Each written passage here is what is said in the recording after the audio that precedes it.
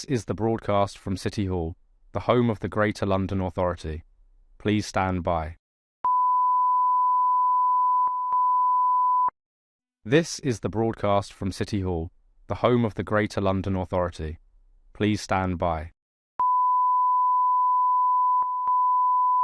This is the broadcast from City Hall, the home of the Greater London Authority. Please stand by.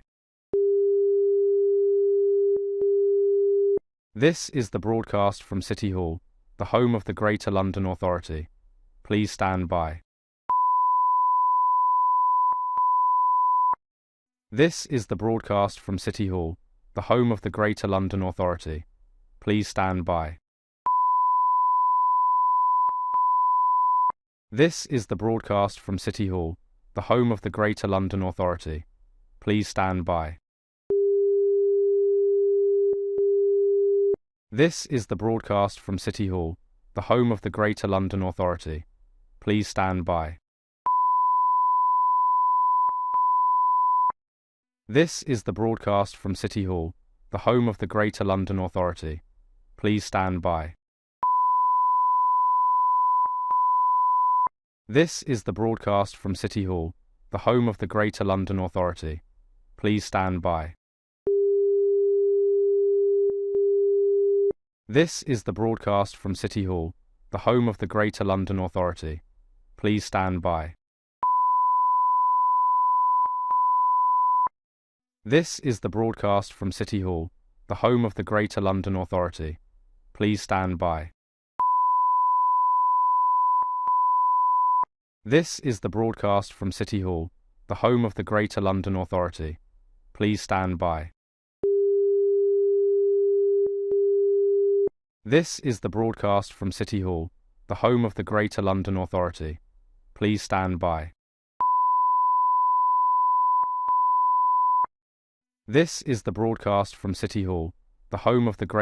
Authority. Please stand by. This is the broadcast from City Hall, the home of the Greater London Authority. Please stand by. This is the broadcast from City Hall, the home of the Greater London Authority. Please stand by. This is the broadcast from City Hall, the home of the Greater London Authority. Please stand by. This is the broadcast from City Hall, the home of the Greater London Authority. Please stand by. This is the broadcast from City Hall, the home of the Greater London Authority. Please stand by. This is the broadcast from City Hall, the home of the Greater London Authority. Please stand by. This is the broadcast from City Hall, the home of the Greater London Authority. Please stand by. This is the broadcast from City Hall, the home of the Greater London Authority. Please stand by. This is the broadcast from City Hall, the home of the Greater London Authority. Please stand by. This is the broadcast from City Hall, the home of the Greater London Authority. Please stand by. This is the broadcast from City Hall, the home of the Greater London Authority. Please stand by. This is the broadcast from City Hall, the home of the Greater London Authority. Please stand by. This is the broadcast from City Hall, the home of the Greater London Authority. Please stand by. This is the broadcast from City Hall, the home of the Greater London Authority. Please stand by. This is the broadcast from City Hall, the home of the Greater London Authority. Please stand by. This is the broadcast from City Hall, the home of the Greater London Authority. Please stand by.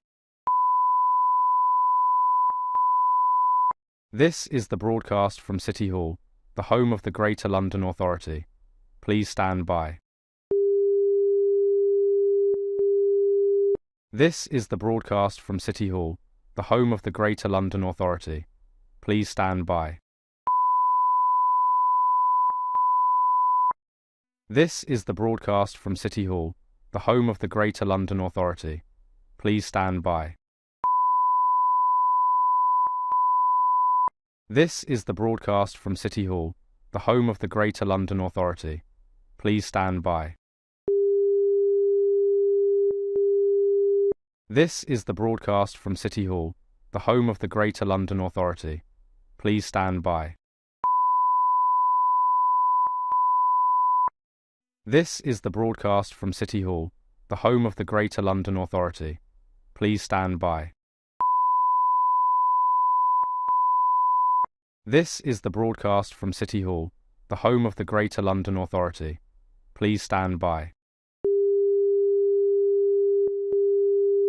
This is the broadcast from City Hall, the home of the Greater London Authority. Please stand by. This is the broadcast from City Hall, the home of the Greater London Authority. Please stand by. This is the broadcast from City Hall, the home of the Greater London Authority. Please stand by.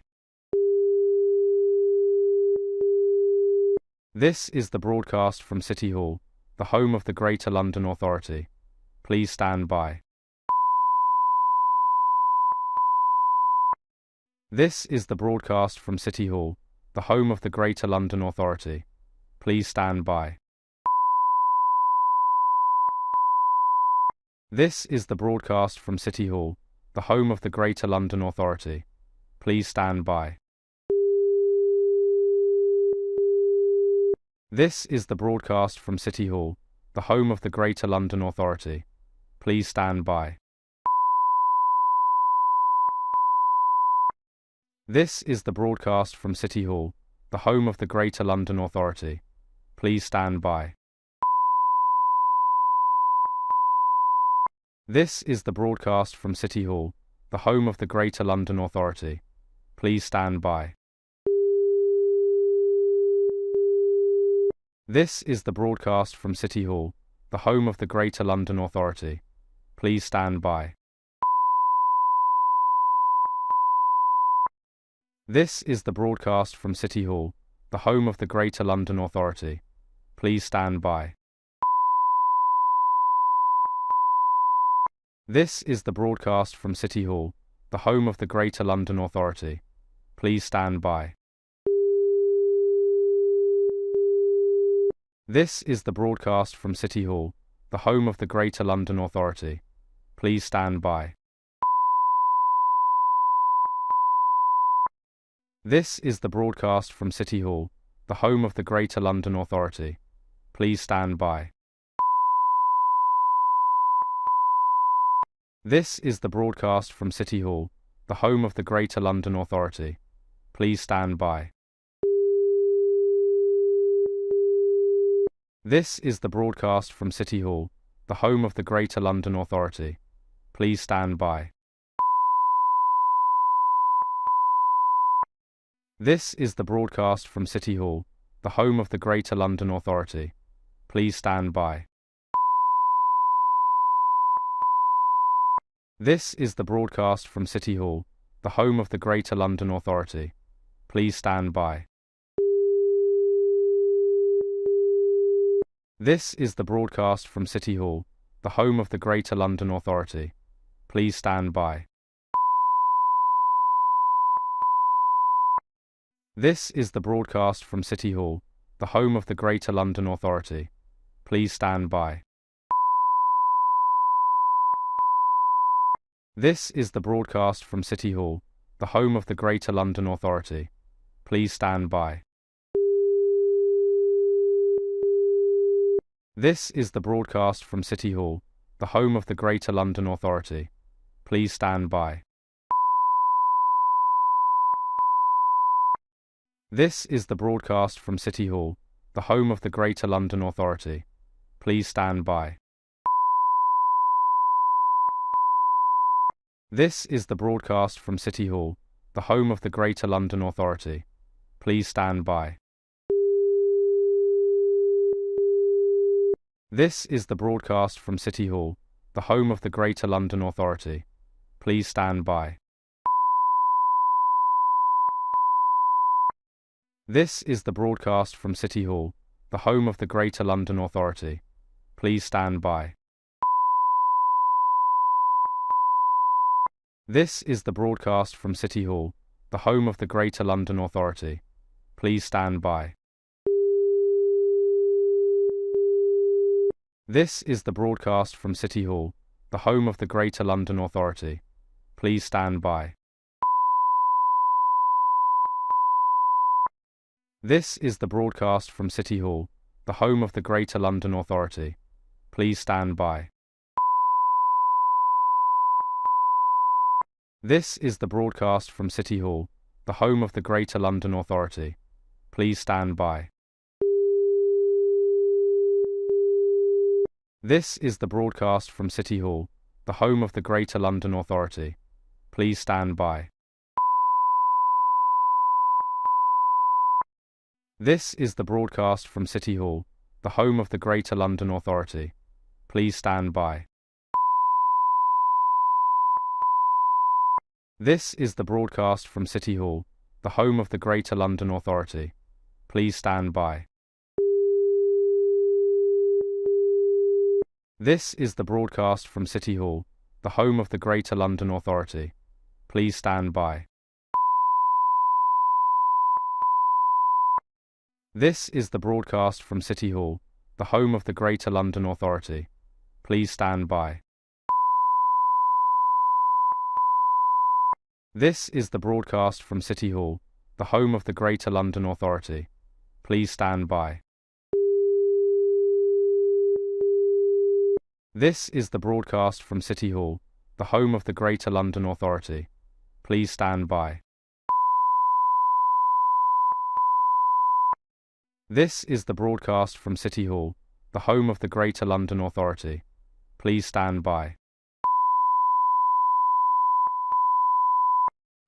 the broadcast from City Hall, the home of the Greater London Authority. Please stand by. This is the broadcast from City Hall, the home of the Greater London Authority. Please stand by. This is the broadcast from City Hall, the home of the Greater London Authority. Please stand by. This is the broadcast from City Hall, the home of the Greater London Authority. Please stand by. This is the broadcast from City Hall, the home of the Greater London Authority. Please stand by. This is the broadcast from City Hall, the home of the Greater London Authority. Please stand by. This is the broadcast from City Hall, the home of the Greater London Authority. Please stand by. This is the broadcast from City Hall, the home of the Greater London Authority. Please stand by. This is the broadcast from City Hall, the home of the Greater London Authority. Please stand by. This is the broadcast from City Hall, the home of the Greater London Authority. Please stand by.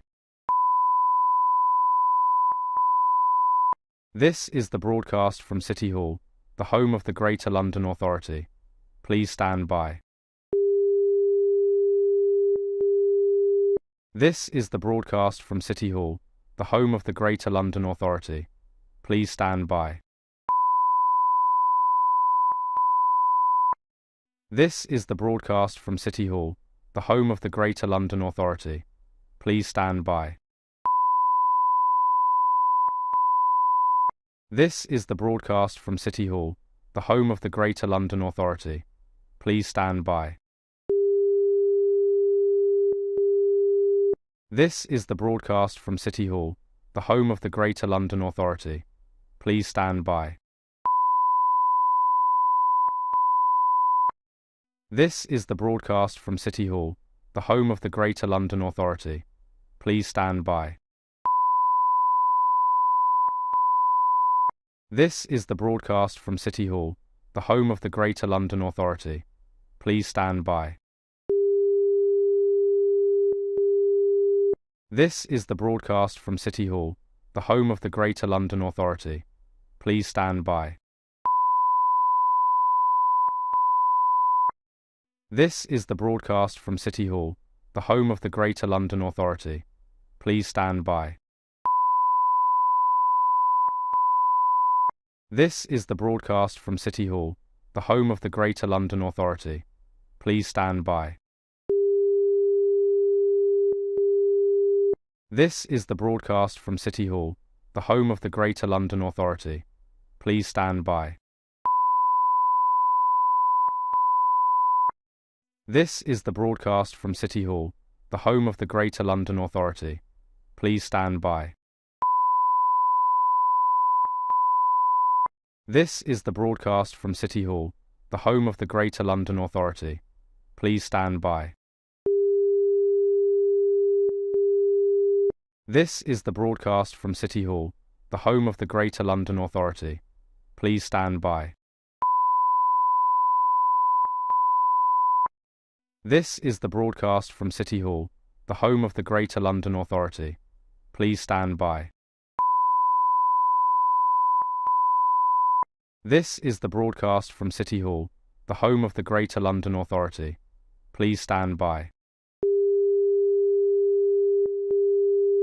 This is the broadcast from City Hall, the home of the Greater London Authority. Please stand by. This is the broadcast from City Hall, the home of the Greater London Authority. Please stand by. This is the broadcast from City Hall, the home of the Greater London Authority. Please stand by. This is the broadcast from City Hall, the home of the Greater London Authority. Please stand by. This is the broadcast from City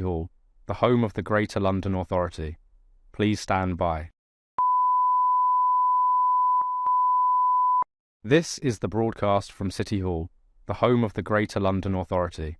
Please stand by. This is the broadcast from City Hall, the home of the Greater London Authority. Please stand by. This is the broadcast from City Hall, the home of the Greater London Authority. Please stand by. This is the broadcast from City Hall, the home of the Greater London Authority. Please stand by. This is the broadcast from City Hall, the home of the Greater London Authority. Please stand by. This is the broadcast from City Hall, the home of the Greater London Authority. Please stand by. This is the broadcast from City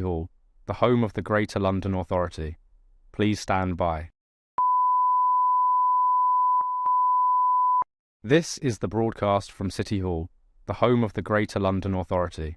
Please stand by. This is the broadcast from City Hall, the home of the Greater London Authority. Please stand by. This is the broadcast from City Hall, the home of the Greater London Authority. Please stand by. This is the broadcast from City Hall, the home of the Greater London Authority. Please stand by. This is the broadcast from City Hall, the home of the Greater London Authority. Please stand by. This is the broadcast from City Hall, the home of the Greater London Authority. Please stand by. This is the broadcast from City Hall, the home of the Greater London Authority.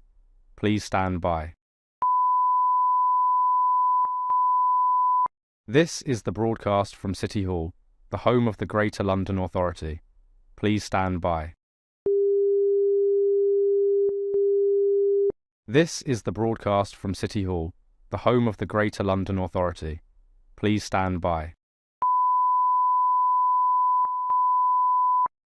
This is the broadcast from City Hall, the home of the Greater London Authority.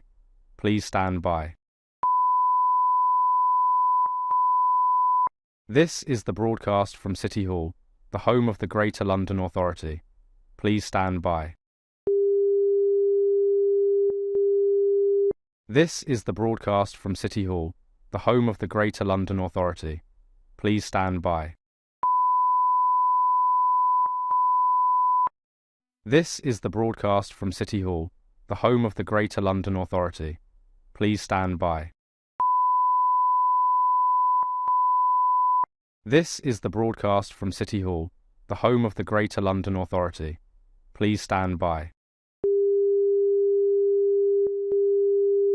This is the broadcast from City Hall, the home of the Greater London Authority.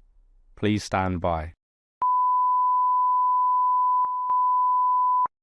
This is the broadcast from City Hall, the home of the Greater London Authority. Please stand by. This is the broadcast from City Hall, the home of the Greater London Authority. Please stand by. This is the broadcast from City Hall, the home of the Greater London Authority. Please stand by.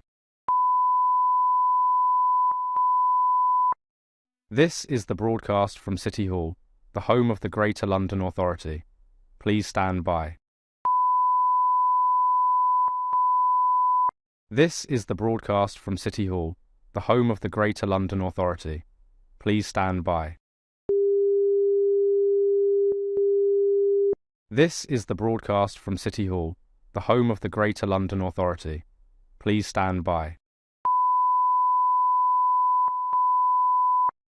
This is the broadcast from City Hall, the home of the Greater London Authority. Please stand by. This is the broadcast from City Hall, the home of the Greater London Authority. Please stand by. This is the broadcast from City Hall, the home of the Greater London Authority. Please stand by. This is the broadcast from City Hall, the home of the Greater London Authority. Please stand by. This is the broadcast from City Hall, the home of the Greater London Authority. Please stand by. This is the broadcast from City Hall, the home of the Greater London Authority. Please stand by.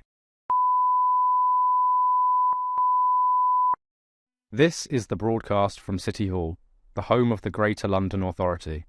Please stand by. This is the broadcast from City Hall, the home of the Greater London Authority.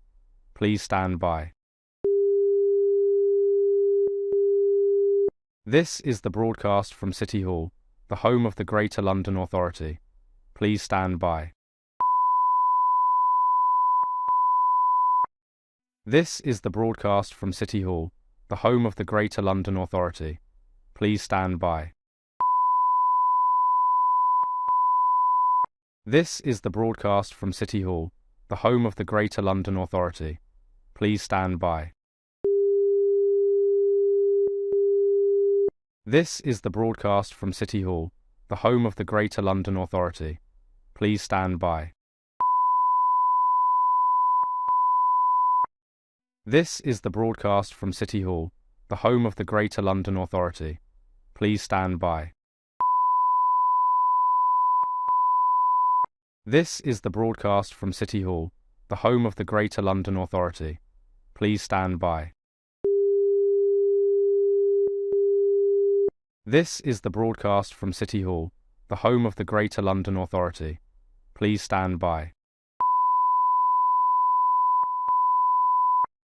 This is the broadcast from City Hall, the home of the Greater London Authority. Please stand by. This is the broadcast from City Hall, the home of the Greater London Authority. Please stand by. This is the broadcast from City Hall, the home of the Greater London Authority. Please stand by. This is the broadcast from City Hall, the home of the Greater London Authority. Please stand by. This is the broadcast from City Hall, the home of the Greater London Authority. Please stand by. This is the broadcast from City Hall, the home of the Greater London Authority. Please stand by. This is the broadcast from City Hall, the home of the Greater London Authority. Please stand by. This is the broadcast from City Hall, the home of the Greater London Authority. Please stand by. This is the broadcast from City Hall, the home of the Greater London Authority. Please stand by. This is the broadcast from City Hall, the home of the Greater London Authority. Please stand by. This is the broadcast from City Hall, the home of the Greater London Authority. Please stand by. This is the broadcast from City Hall, the home of the Greater London Authority. Please stand by. This is the broadcast from City Hall, the home of the Greater London Authority. Please stand by. This is the broadcast from City Hall, the home of the Greater London Authority. Please stand by. This is the broadcast from City Hall, the home of the Greater London Authority. Please stand by. This is the broadcast from City Hall, the home of the Greater London Authority. Please stand by. This is the broadcast from City Hall, the home of the Greater London Authority. Please stand by. This is the broadcast from City Hall, the home of the Greater London Authority. Please stand by. This is the broadcast from City Hall, the home of the Greater London Authority. Please stand by. This is the broadcast from City Hall, the home of the Greater London Authority. Please stand by. This is the broadcast from City Hall, the home of the Greater London Authority. Please stand by. This is the broadcast from City Hall, the home of the Greater London Authority. Please stand by. This is the broadcast from City Hall, the home of the Greater London Authority. Please stand by. This is the broadcast from City Hall, the home of the Greater London Authority. Please stand by.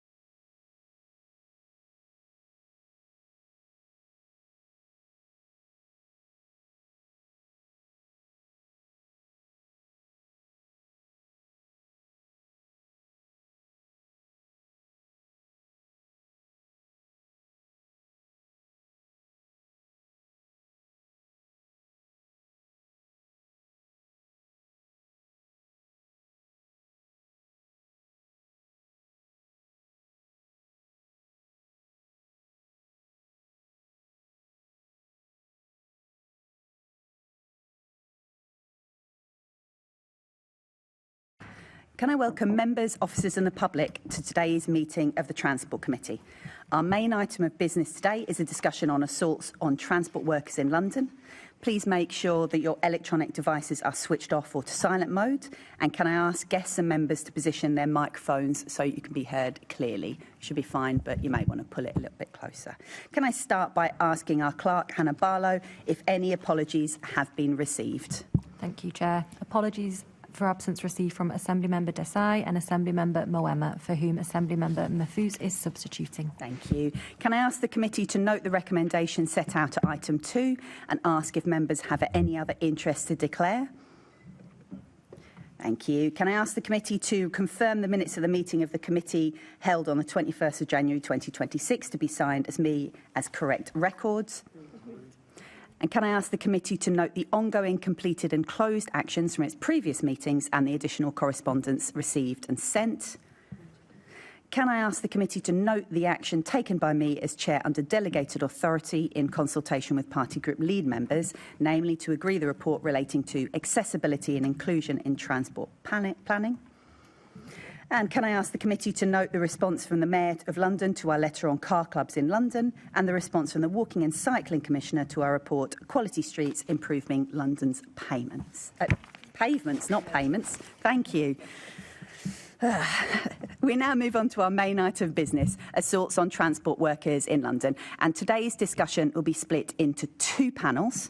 And I'd like to welcome our first panel of guests, Luke Banks, who's a Revenue Control Officer at London Underground, Paul Feeks, Revenue Control Officer, Revenue Control Inspector, London Underground. Apologies if I get anyone's job title wrong. Kola Olekan, Branch Secretary of the Professional Drivers Branch, GMB London Region, and Deban Adaremi, TfL Enforcement Officer in the buses. So welcome, everyone. So I'm first going to ask a general question so you get a chance to talk about your experience, and then other members of the committee will come in with follow-ups depending on the discussion we have. So I'd just like to ask, can you tell us about your experience of work-related violence and aggression? Does anyone keen to kick off? Deban, are you keen to kick off, or? That's fine. If you just press the button in the front with a little person on it, that will go red. Yeah, can you hear me now? We can, yes. Okay. Thank you. Thank you. Yes, I can kick off because I do have a lot of experience in this field. It's not something I'm particularly proud of, but being a double minority, yes, I do encounter a lot. I mean, the reality is that the job that I do as an enforcement officer, I'm not particularly a welcome person on the network. So even when I do approach the most compliant people, it's neutral at best. It's not like, oh, we're so happy to see you. So against this backdrop, it's a lot more intensified when you meet somebody who's non-compliant and non-cooperative, and there's almost always verbal, and there's almost always hate crime verbal. It's not just get out of my face, it's swear words. And sometimes that's physical, sometimes that's spitting, sometimes that's a push, sometimes, you know, we are trained quite extensively on how to navigate these difficult situations, and that training is often reviewed. Body-worn cameras have been introduced, which is very good for evidence gathering. I mean, statistics may tell you differently, but in my view, it doesn't really stem poor behavior. You still get it. It's just that now we have a chance of, you know, it's recorded. And for me, the greatest thing is the impact it leaves on somebody who's kind of encountered that. Because, you know, every day you're trying to navigate the complexities of life in, you know, one's personal health, one's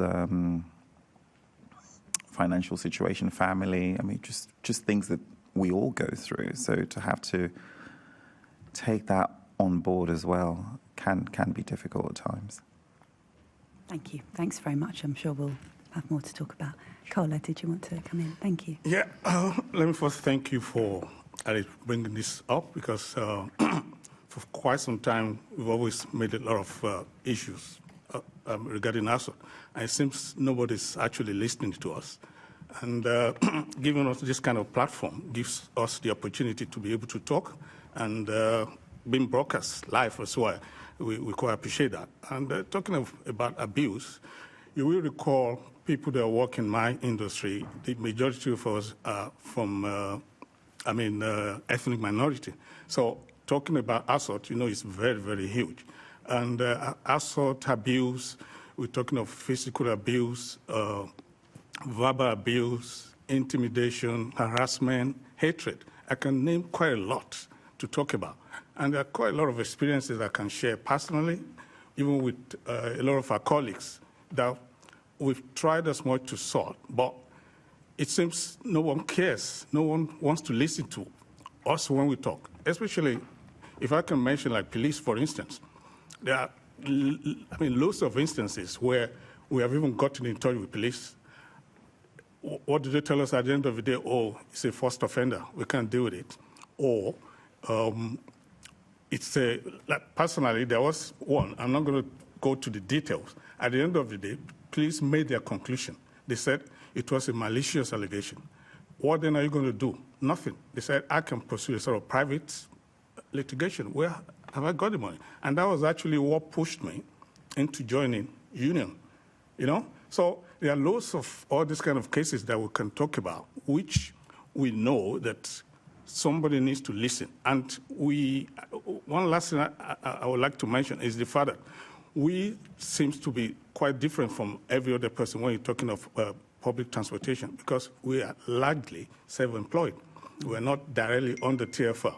And it's like we've been, thrown under the bus. Nobody wants to listen. Nobody wants to do anything at all. And we've been banging on TFL for so long to stand up and listen to us. And I can give you one very last example. Currently, TFL, they are now installing what we call a sort of stickers on private hire cars.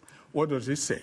It tells riders if they have any sort of complaint, this is the website to go. Uber drivers, nothing. Just keep that in mind. Thank you. Thank you. And just to say, if once you finish speaking, is it okay if you turn the microphones off? That's fine. Paul. Thank you, Chair. So I've worked for London Underground, Transport for London for 11 years now. I've worked on stations and currently work in the Revenue Control Department. So I've got experience of both customer-facing roles. If I may just talk about a specific experience I've had in the last 12 months. Last year, at a busy station, I was assaulted. I literally just arrived at the station. There was a revenue operation. I hadn't actually officially started. I hadn't actually had any customers myself yet. I was punched twice by a member of the public that I had no contact with previously. Punched so hard that I suffered concussion. Landed on the floor. Now, I don't know if you saw me walk in. I'm 6'3", slightly overweight. And I went down like the proverbial and got dragged across the ticket hall floor. Luckily, there was members of the public were there to assist. Unfortunately, colleagues find it very difficult to assist because often their actions are questioned by our line managers, so that they often hesitate before physically assisting colleagues in any physical assaults. A member of the public dialed 999. The Met Police turned up. Unfortunately, again, due to their own availability, the British Transport Police took an extra 30 minutes to turn up after the Met Police had arrested the guy that assaulted me. As I said, if the Met hadn't turned up, the guy would have gone, and that would have been the last we saw of him. And then, of course, investigation takes place by the British Transport Police. However, again, I'm assuming down to their own lack of funding, staffing, etc. I'm there constantly having to nag them for updates, asking for statements to be taken, again and again, nagging away. And again, if I hadn't have been persistent in asking for statements to be taken, asking for updates on the investigation, it would have just fell to the wayside and nothing would have happened. It then goes to court again. There's me chasing up to find out when court dates are. There's no liaison between my managers, British Transport Police and myself to keep me informed. There's me constantly having to nag and ask when, how's the investigation going, when's the court date, what's happening, etc., etc. We go to court, obviously gets found guilty. But again, even afterwards, there's me having to chase to find out what was the verdict, what was the sentencing, etc., etc. There's no communication between British Transport Police, me, line managers and me. And even to the point where I myself am having to arrange my own rest days or release from duty to go to court. The line managers and management they literally do nothing. They're just happy for you to, go to work. And if you're not at work, they'd be very keen to contact you and ask you why you're not at work and ask you why you're coming back. But if you've been assaulted and you need support, the communication again is very, very lacking. And that's from line managers. From the company itself, we've got the workplace violence unit. And if you happen to make a report or report an incident, which quite frankly a lot of members of staff do not report incidents anymore, even if they're serious, even if they're physical assaults, it's just a case of, well, why am I going to bother? Nothing gets done. And actually, my managers are likely to question my own actions. If I make a report and say, oh, I've been hit, my manager's likely to say, well, why did he hit you? What did you do to make him hit you? But if you do report, you get a standard communication from the workplace violence team. And if I may, it literally says, I'm sorry to hear you had an incident whilst you're at work, and I hope you're okay. Should you wish to discuss anything further, please contact the workplace violence and aggression team. That's a template. I've had at least 5 of these in the last 5 years, word for word. And that's the first, final and only communication you get from the workplace violence team. Thanks very much for that. I think we're going to follow up on some of those issues. I'm sure some more of you might have something to comment on the police as well. So, we'll come back on that. Can I just also welcome Sellington Rock, Santon Fernandez, welcome. We're just going through the panel and asking for some initial experiences about violence and work. I'm going to go to Luke, and then if you want to come in then or come in later at the panel. That's fine. It's absolutely fine with the Transport Committee. We're very sympathetic to transport delays. No problem at all. Luke. Thank you, Chair. I think I'd speak predominantly about my experience of being assaulted at King's Cross last summer. That was my first sort of major assault, which I think is sort of insane that we talk about it in those sort of terms. But I think everyone in the Department, Revenue Control, would remember the first time sort of something big had happened to them. And it wasn't the first, and I know it won't be the last. But a CSA who was on their own on the gate line was being challenged by a customer. Got quite heated, so I went over just to check on that colleague who was sort of backed into a corner. The customer then turned on me and my colleagues and shoved 2 of us in the chest, and then started screaming death threats towards myself. Thought he recognised me from somewhere. Never seen him before in my life, which was all captured on Body Worn video. BTP were contacted after the assault and the threats. Didn't hear anything from BTP for 2 hours, which obviously was quite concerning to us. We did try through 61016 and the LU internal phone number for that until it got quite out of hand and the supervisor contacted them directly. Again, major station, King's Cross, you'd expect there to be a BTP presence that would be able to come out like fairly quickly, or if not from Euston, BTP station there, if not the Met, but we had nothing. I was relying on colleagues to help keep me safe and keep this person away from me till I could get to a place of safety.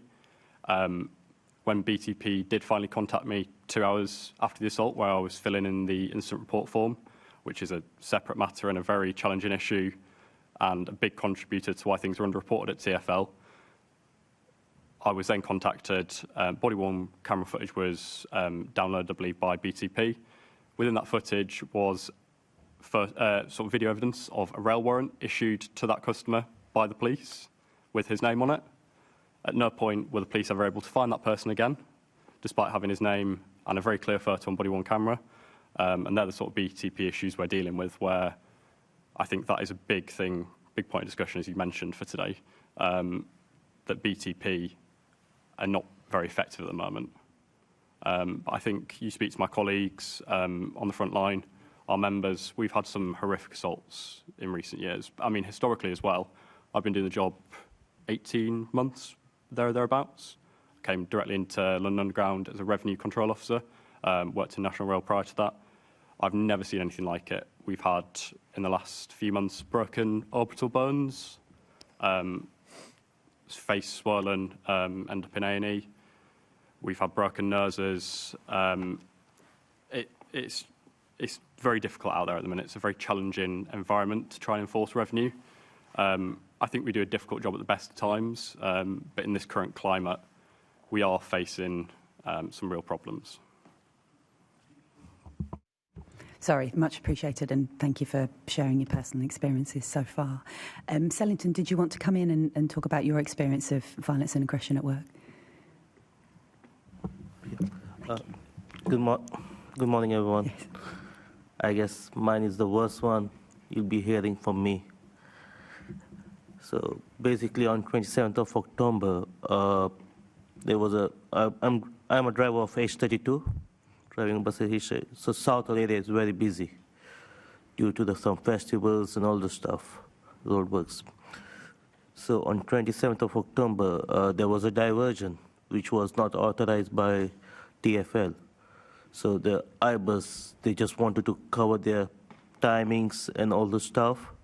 So they are unauthorized diversion. So we were going unauthorized diversion. I double-checked with the IBUS.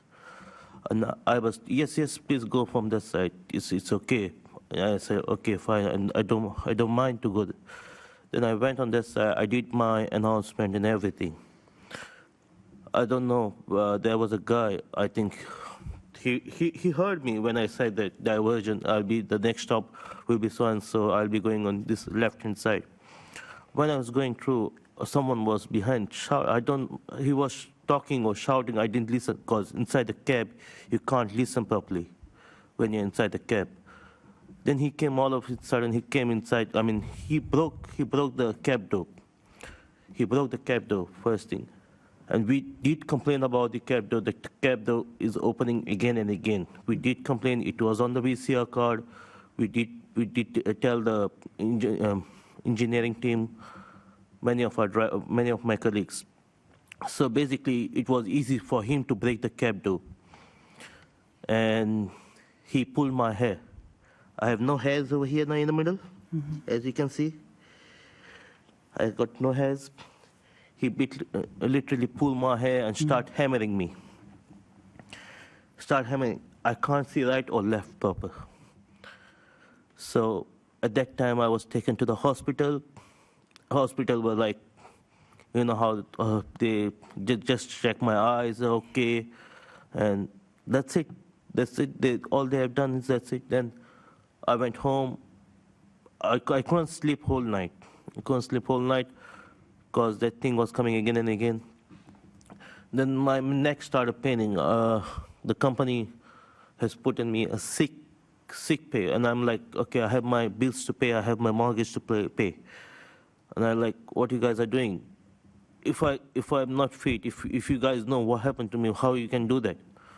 No. We are trying to get you a doctor, and then I called my union rep, and I told him these things are happening.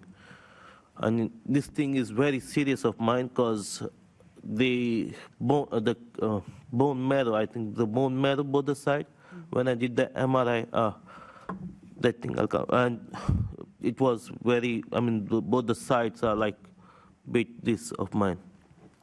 So when I went to the company again, and they said you'll get a company doctor, not even doing a proper doctor where I can do an MRI.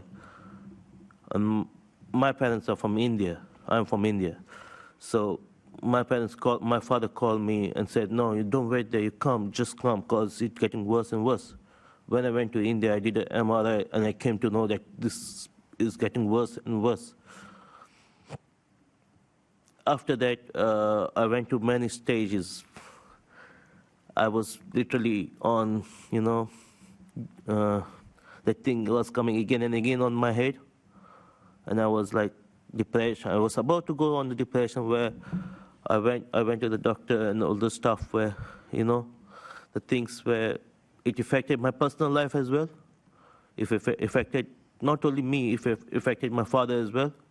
Because when I came here back again, I started crying. I can't take this pain. It comes again and again in front of my eyes. And next day, my father met with an accident. So I'm married now. I'm going to that's the personal life where it affected me a lot. It's really, I don't know how to explain you, but if we do anything wrong, these people take out from our job. But if they do anything wrong, there's no one to say anything to them. We did complain about the capitals opening, but no one was doing nothing about them. No one, and the diversion was not official though, but no one did nothing about them. It's only the drivers who are always wrong. Thank you. Thank you very much for sharing that. It's hugely appreciated from us from hearing what has obviously been a very, very difficult time. So I'm now going to pass on to some of the other members of the panel to follow up some of these issues. And again, as I've said, if at any point, I want to say this, I've missed something, I really want to come back in, please do just gesture and we'll bring you back in. Thank you. Assembly Member Bakari. Thank you.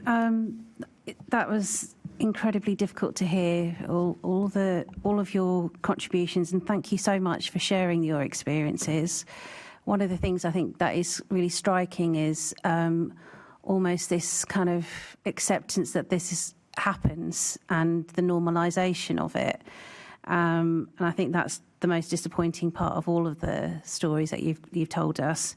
So I've got two questions. One is about training and one is about preventative measures. So in terms of perhaps what some of you were saying about, like Luke and Paul, about the fact that there are lack of incidents being reported, I would like to know whether you think that the training that you received, perhaps, initially when you started the job or throughout the job, actually accepted that normalisation and put in place training to make sure that you're aware that this could happen.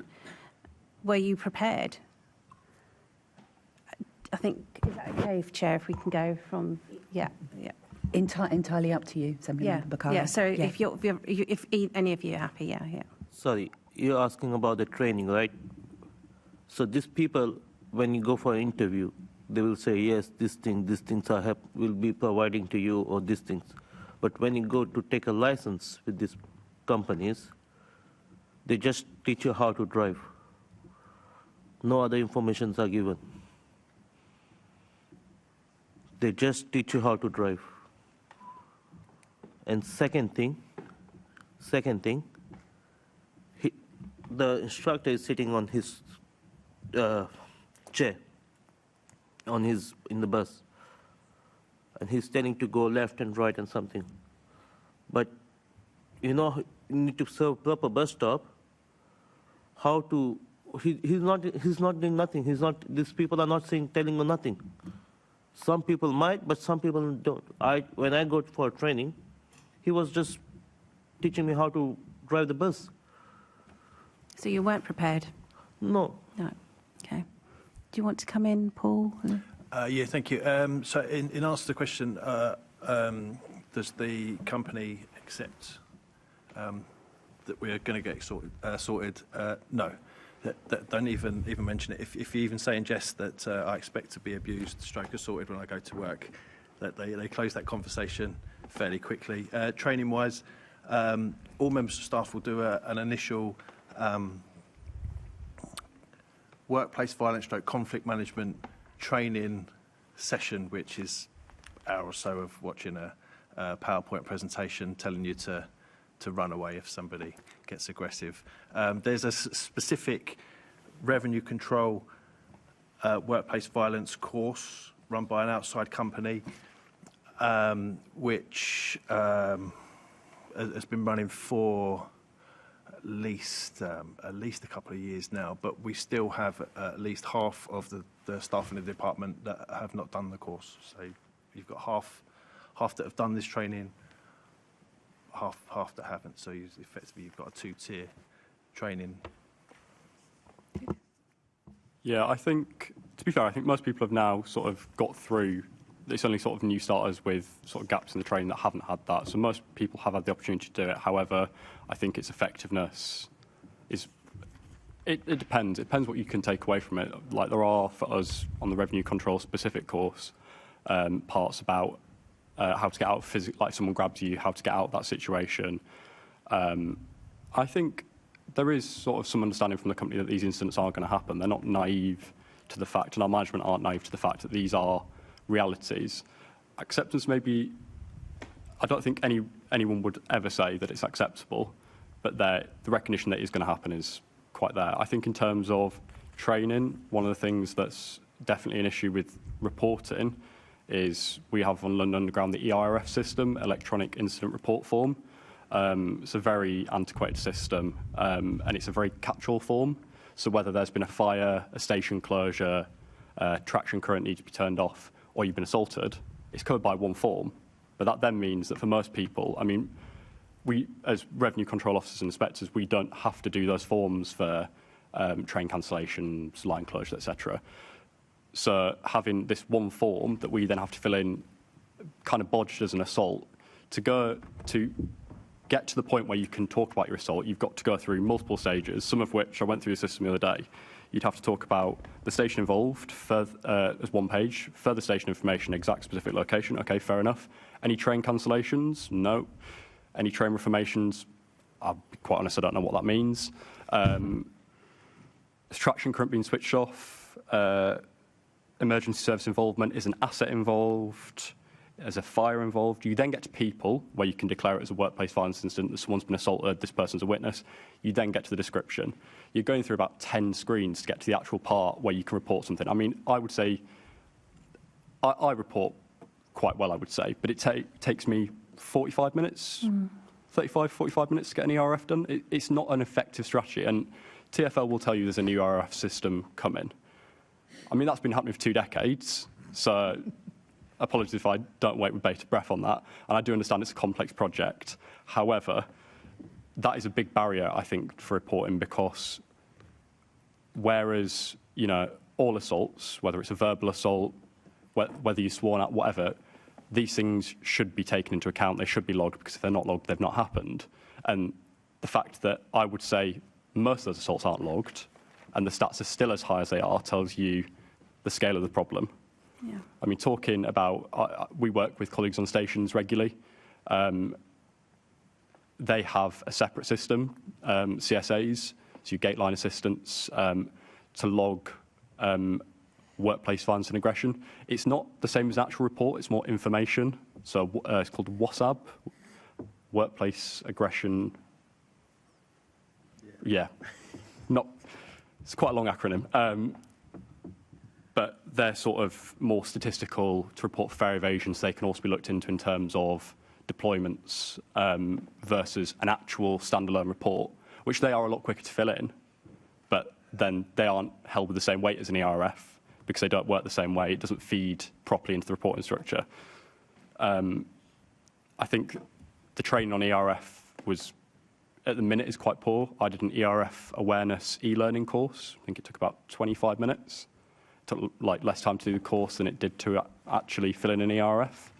And that is a massive issue that's contributing to the underreporting we have. Thank you. Thank you. I mean, it sounds like a real combination of issues then, really, from the fact that it's a laborious and lots of barriers and complaining in the first place. But without that data and information, then how are they going to be effective in the training that they provide? Do you want to come in? Yeah. Yeah.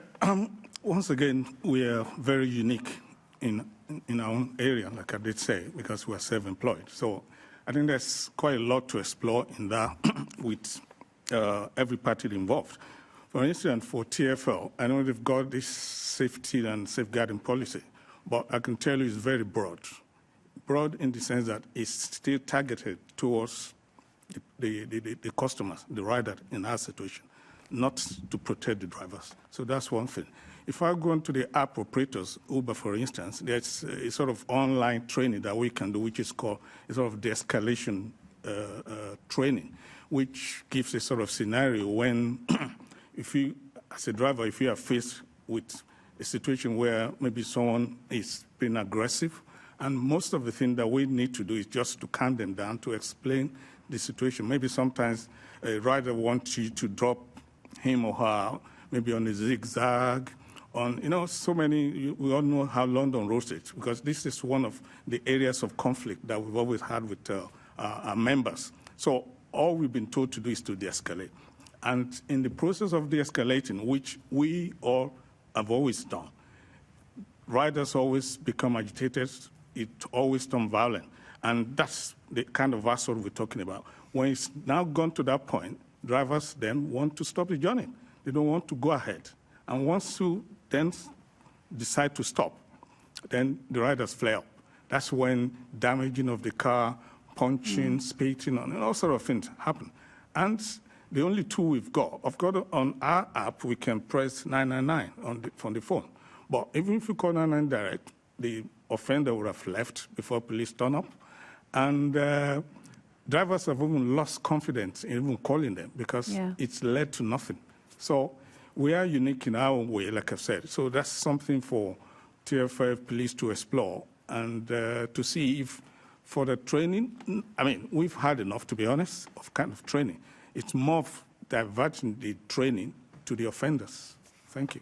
Can I go into your area of work a little bit more? I mean, it's uniquely different in terms of the other parts of TfL, because if an incident happens, it's between their word against yours often, because there aren't many witnesses, and there are other vulnerabilities that PHV drivers will be going through as well. Do you support CCTV or audio recording in taxis and private hire vehicles? 100% we support that. For now, I can give you one statistic just on top of my head. 9 out of every 10 reports of assault were against drivers who have got no dash cam in their car. They're like easy pick to the offenders because they know they don't have that. So we've always encouraged a lot of our drivers to make sure that it's installed. One thing that we have been pressing TfL on is to enable us to be able to even audio record. Because for now, as it is, it's only capture the visuals, not the audio. And we've been pressing them on that. We don't know when that's going to happen, because if you only have the video recording, how do you then prove when you've been racially abused? How do you prove that all sort of things have been said? I, for instance, have got CCTV in my car. It's designed to pick up audio, but it's not been allowed to be used. Few cases that we've had people that have used it, I must mention, are people that are using, because they need to defend themselves. They are using cameras that have not been, that's not TfL compliant. That is, they can press the audio themselves. And like the situation, one of the reports that we had, where police said the person was a first offender, the driver had to activate the audio on his own phone. And it was able to capture the rider shouting at him, "This is London Road, this is not Russia, this is not East Europe," and all sort of words, which even police, when they look at it, they say was a first offender. Our union, GMB, we then have to take to a solicitor who investigated and say, oh, this is 100% racial. But police will do nothing. Thank you.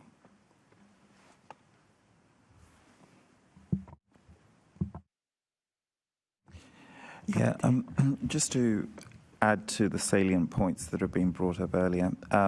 Studio settings, which is essentially what a training environment is, quite often departs from reality.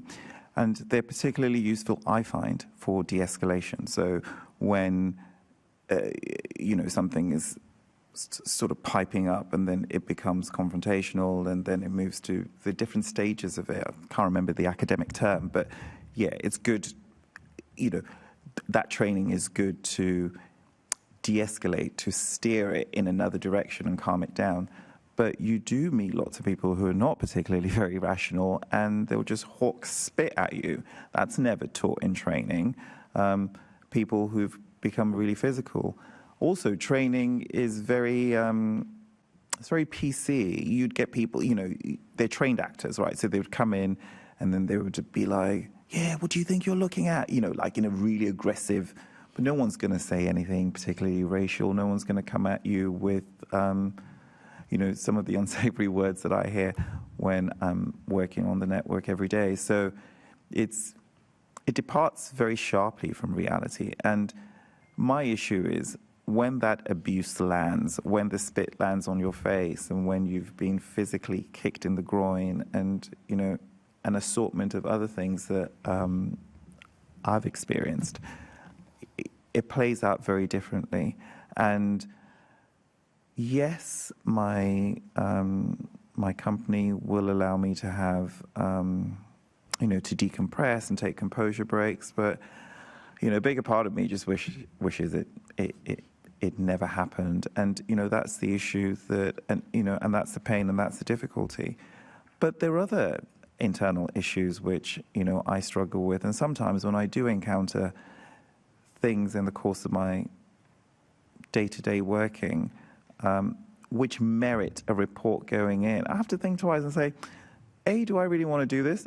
It's very time-consuming, but that's not the real issue. The issue is that when it hits a certain trigger point, it's like, Deben, can we talk about the number of assaults that so the conversation moves from, okay, we're deploying you to these areas where you're much more likely to face it. And of course, there's all that underlying, well, you're not the only one being deployed there. There are other people being deployed. But again, if you're working in an urban space like London, something that somebody no one's going to come to him and say Batty Boy, for example, because he doesn't fit that category. So I'm going to get all the homophobic abuse.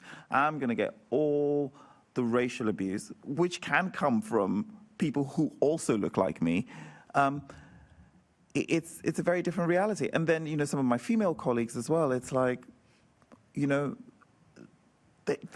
one's going to say to me some of the things that they say to them. And I think that's what we really need to understand. I think that those who manage us are well-intentioned, but at the same time, there are nuances which they hasn't sort of filtered into how they work. Yeah. And perhaps a much more collaborative approach would be a good thing. So after experiencing 3 assaults that I documented, actually there were more, but I put 3 reports through because we were encouraged. I went to a health and safety meeting and we were encouraged to work that we must document.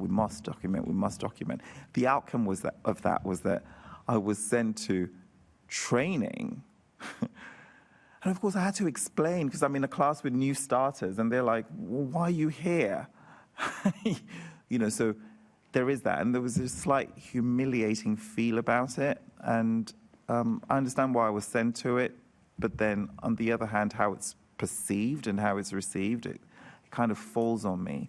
So sometimes I have to think twice about, is that the measure that I want? So, this is a really good space because I think it keeps those conversations alive and it really helps to find the right solutions. Thanks, that's hugely helpful. I'm going to go to Assemblymember McCartney now. Yep, thank you, and thank you for being here. It's a real eye-opener for us, I think, so that's very helpful.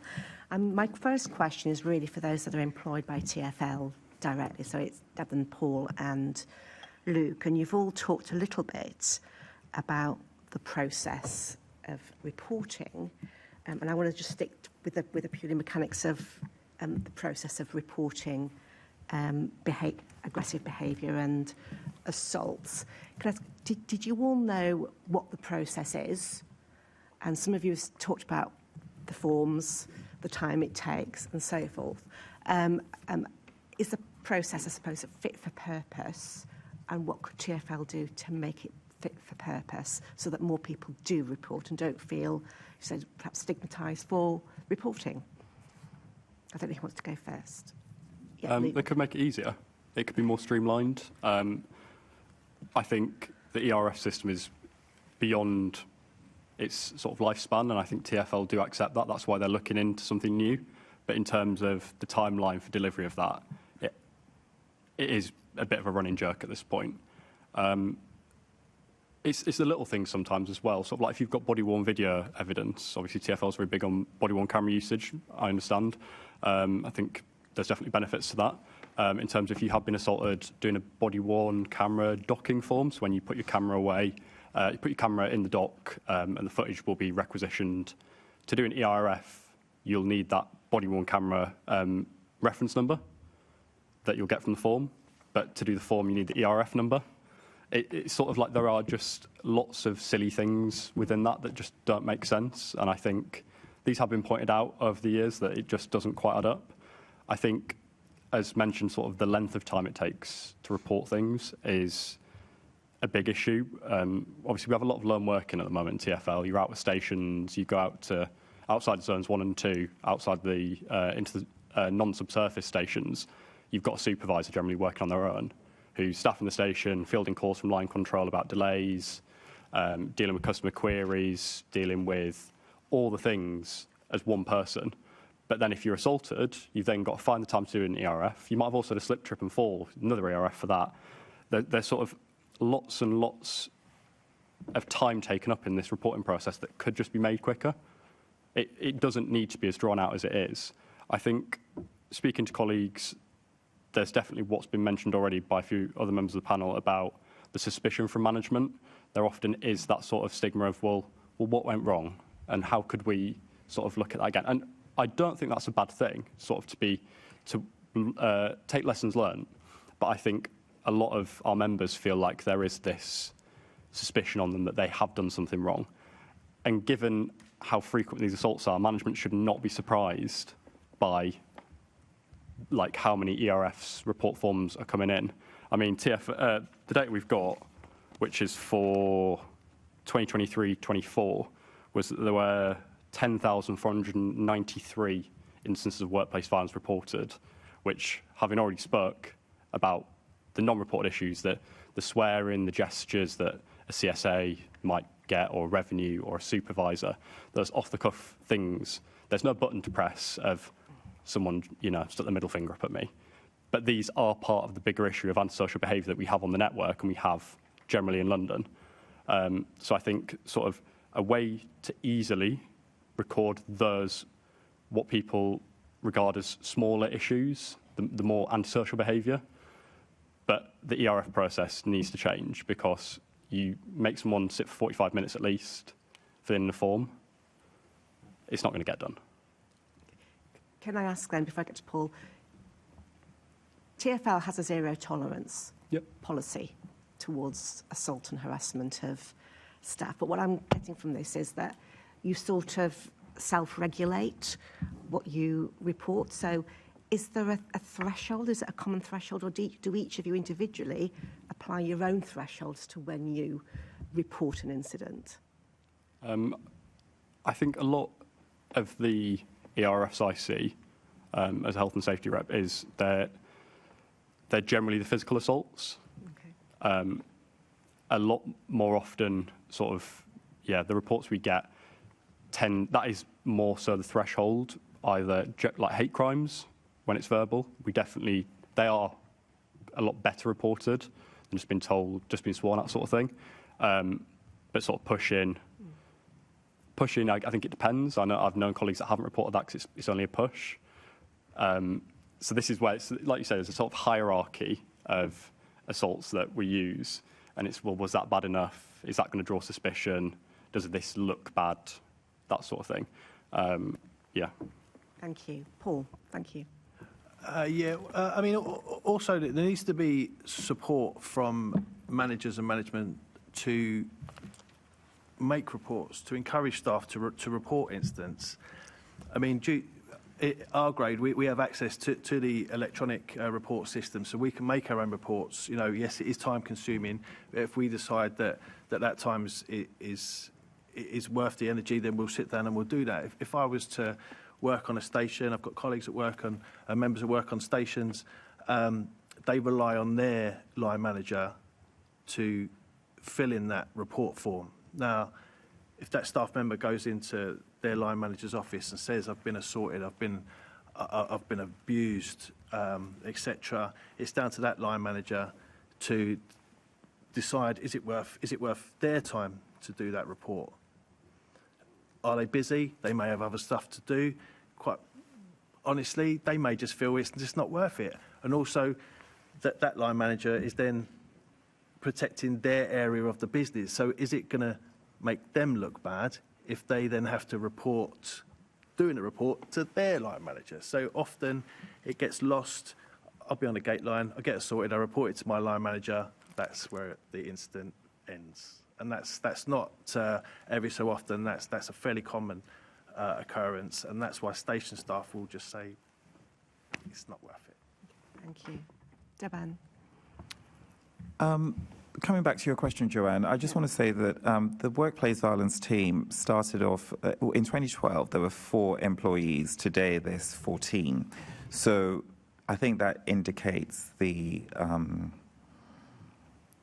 how deep of a problem and issue this is. London is not a particularly easy place to work, but I think what makes it harder is that not everybody is aligned on the same work.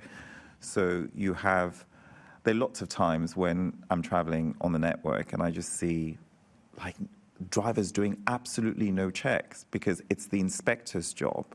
And then sometimes when you see an inspector at the bus stop, a driver calls you on, oh, I've got 6 passengers. Oh, it's just me. Like, you know, there's a limit to my capabilities. And due to a number of high-profile incidents lately, the police don't even come out anymore. Croydon comes to mind. So there are lots of issues that need to be addressed. In terms of the form, yes, I agree with Luke. The form could be so much better. It's almost like when you go through, you know, if you've had an incident at work and you're close to your finish time, you've got ballet tickets, and you're like, okay, how am I gonna do this? Because this is gonna take a good 3 to 4 hours to complete. And then you've got to go to the police station depending on what time. And they're time sensitive. Is it fresher in your mind now than it would be perhaps tomorrow morning? So you've got to do it now. And you've got to put all those things through. There's a different form to do a CCTV request. There's a different form for the body-worn video. There's a different form in terms of the court irregularity which led you to that. Then there's the CRIMIT. Then there's the crime reference number, and there's a CAD number if you've called the police and, you know, the police hasn't come out. There's, you know, a lot of forms. I think it was November last year, so in my department, SPE, for a number of years, it was quite binary. So it was like, is it an assault or is it not an assault? There's no near misses, there's no grey areas, so you really have to think, well, how am I putting this through? Because if it's not an assault, you don't put a form through. And if it's an assault, or you consider it to be an assault, then you put a form through. But there were lots of things that didn't become a full-scale assault, which I still felt needed to be documented. Now it's different. And as of November last year, a new form has come in helping to stem that middle ground because they found that, you know, reports weren't coming through. And that's a good thing. The reports are now coming through, but those reports need to be aligned much better and streamlined, surely, because it's a job in itself, filling them out. Thank you. And then my other question to you is, and I'm going to start with Paul if I can, because you highlighted what was obviously a very serious assault, and what you seemed to get was a 5 or 6 line letter. Did anyone from TfL actually follow up and ask how you were? No. A short answer, but no, literally. I mean, I can send you a copy of this email. It's been sent to many members of staff many times, and that's it. It's down to the victim of the assault to chase prosecution, the workplace violence team and the British Transport Police to get statements done, court dates, etc. Even if you want some occupational health assistance, you know, counselling, for example, that's down to the victim to organise. There's let's say little, almost no support from the company on that side. Okay, we'll follow that up. Thank you for that. I'm going to come if I can to Kohler and Sellington because you're privately employed, not by TfL, but I'm interested in how we capture the scale of the issue that we're obviously dealing with. And Kohler, the process, and you've talked about this already, about drivers being able to report what's happened to them. How could that be improved so that TfL could take note, and the police as well, so we get a full picture? Yeah. Would you press your button, please? Thank you. Thank you for the opportunity again. We've had a series of meetings because I do attend a monthly meeting with TfL representing GMB, and there's one particular thing we've been asking for, and that is for TfL to give us access to the workplace violence unit so that we too, because whether we like it or not, we are public-facing transport workers as well, even though we're self-employed. The fact still remains we meet the public. So one of the questions we've been asking is for them to give us access to the workplace violence unit so that when drivers have a situation whereby they've been assaulted and they need quick intervention of police, we should be able to report that to that team rather than going to the general where everyone logs in and police never came back to us to say anything. That is one.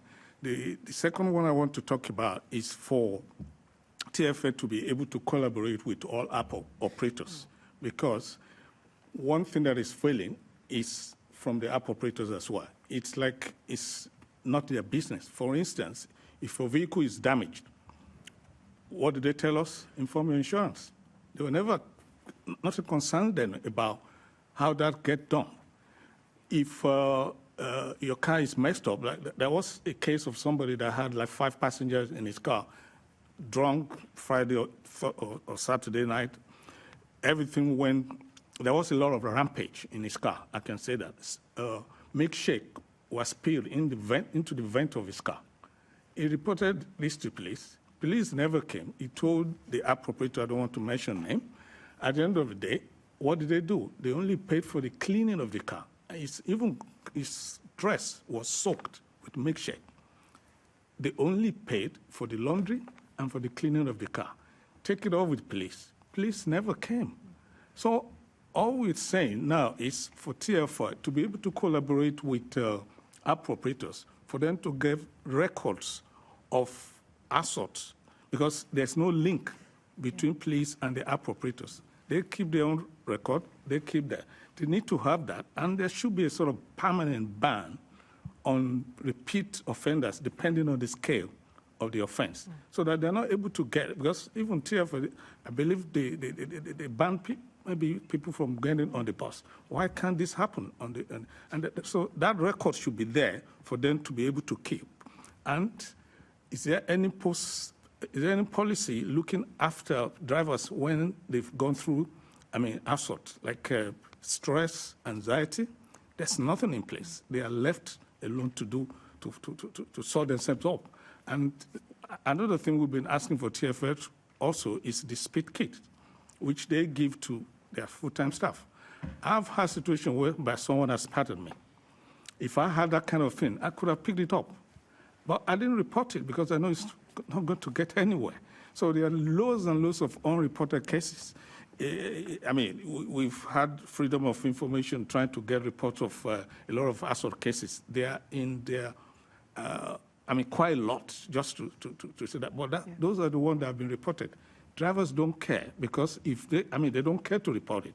Because if they report, it leads to nowhere. And if I can say, the app operators, the reason why drivers don't like to report cases is it's always been turned on their head. If I report a case and the rider made a sort of counter report, if there is 1 or 2 cases of such, the app operators take it to be true. And because drivers don't want to lose their job, they tend not to report it. And you can see how bad it is. So drivers go into, to start a job, knowing fully well that the trip they're taking could be their very last one. And in order to avoid that kind of situation, they just tend to let it go. It's only the one that get out of hand that gets reported. And at the end of the day, still nothing. So TFL need to collaborate with app operators. They need to collaborate with police so that not reporting to police, which a lot of our members say there's no point, that needs to be improved. Yep, thank you. I'm sure someone will pick about the liaising with the police as well. But if I could just pass a final one to Sennington. If I can, you obviously work for a private bus operator. Were you very clear about the process you needed to go through to report it, and did that bus operator actually support you in any way? Sorry, can please... Yes. Were you aware as to how you should report an incident, and was it an easy process or not? No, because they want in writing. The company wants in writing what happened. When they can see the CCTV, what happened. The CCTV arrived late. So I was in the hospital, I went home, they called me and asked me to give in writing. Even the manager was there. She saw what happened, but no one is trying to help us. The only problem is it's a private company, not owned by TfL. That's the problem. Okay. So, and since the assault, has the company supported you in any way? No. Now I'm on the sick pay. Okay. So I asked them if I come to work, because I need to pay my bills. If I come to work, if anything happens, who will be responsible? Even they didn't provide me a doctor, proper doctor. Okay. And what's happening to were criminal charges brought against their assailant? Or you don't know? The police were trying to, they saw the faces, he touched his card with, his phone. It was an Apple Pay or something. The police are saying that they can't find the person. Okay. Thank you. Thank you. Thank you, Chair. Thanks very much. Assemblymember Garrett. Can I just deepen a couple of points here?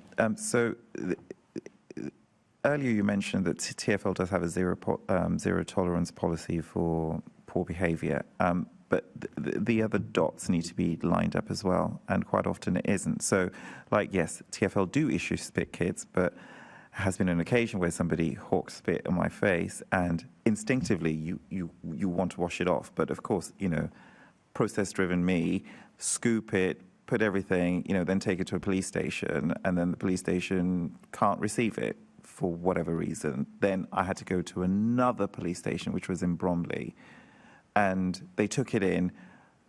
But by the following week, when the workplace violence had contacted them, it wasn't handled correctly. So, that evidence was lost. So it then makes you feel like, wow, where do you go with this? But again, there was another recent incident that happened to me where a passenger was really abusive and charged towards me in all sorts of really horrible language. I was actually more embarrassed for the people on the bus because there were lots of children, and I don't mean teens, children on the bus. The police were very successful in managing to find this guy, and they're like, oh, he's sorry. It doesn't quite, that wasn't the judicial outcome that I was hoping for. So Yeah, and I think everybody needs to take it seriously. I think everybody needs to say no to poor behaviour. Everybody needs to be very stern on what is acceptable and what isn't. And, in a public space, there needs to be a very clear standard of behaviour that we won't depart from. And, yeah, and that's not the reality. Thanks. That's a very helpful reflection. Assembly Member Garrett. Morning.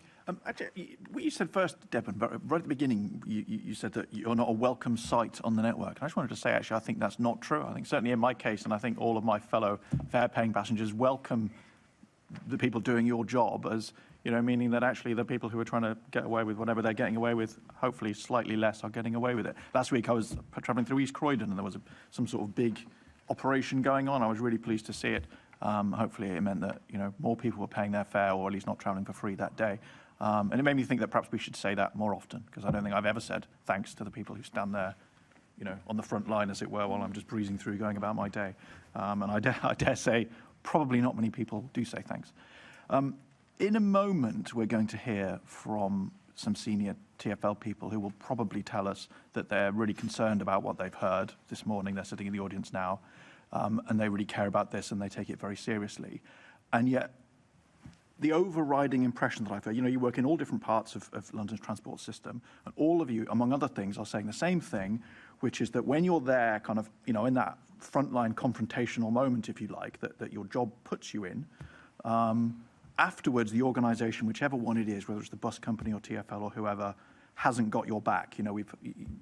Whether it's your line manager, whether it's senior management, whether it's the bloody form, and I hate forms, and it sounds like the ones you've got are particularly awful. That process of the organisation sort of standing behind you and going, we appreciate the work that you're doing and we're going to make sure that it's as easy as possible for you to do what we think is the right thing. That's not happening. So I wanted to suggest two possible actions. I'll put them to the TfL people in a moment, whether you think it might help. The first one I'm going to suggest, and I want to get your reaction on whether you think this would help.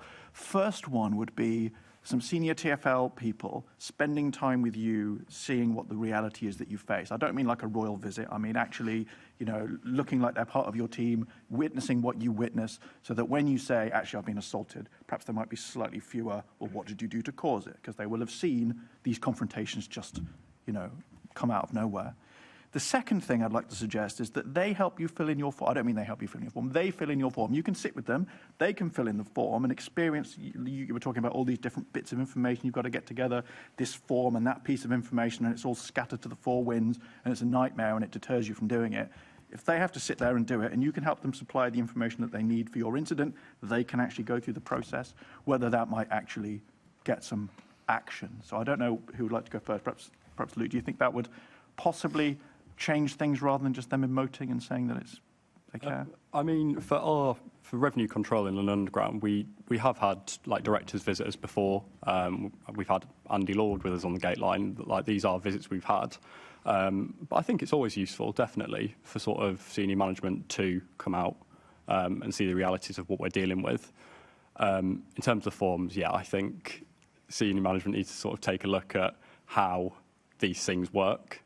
Because they're great ideas, a catch-all form. It's one form for everything. It's brilliant until you have to fill it in.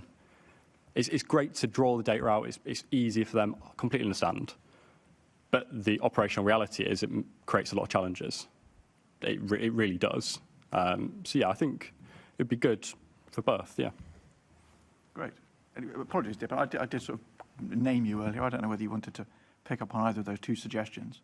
Was that, sorry, actually, apologies. Sorry, was that sort of like a royal visit, as in like, oh, Andy Lord's here, let's all be on our best behaviour, or was it like he's there, he's actually witnessing what's going on? We're always on our best behaviour, I can assure you. But, good answer, yes. Yeah. Well, you've been on a course. I believe that was at King's Cross a few months ago, and we've had lots of senior management come out because obviously it's a very difficult job, and I really do think senior management recognise that.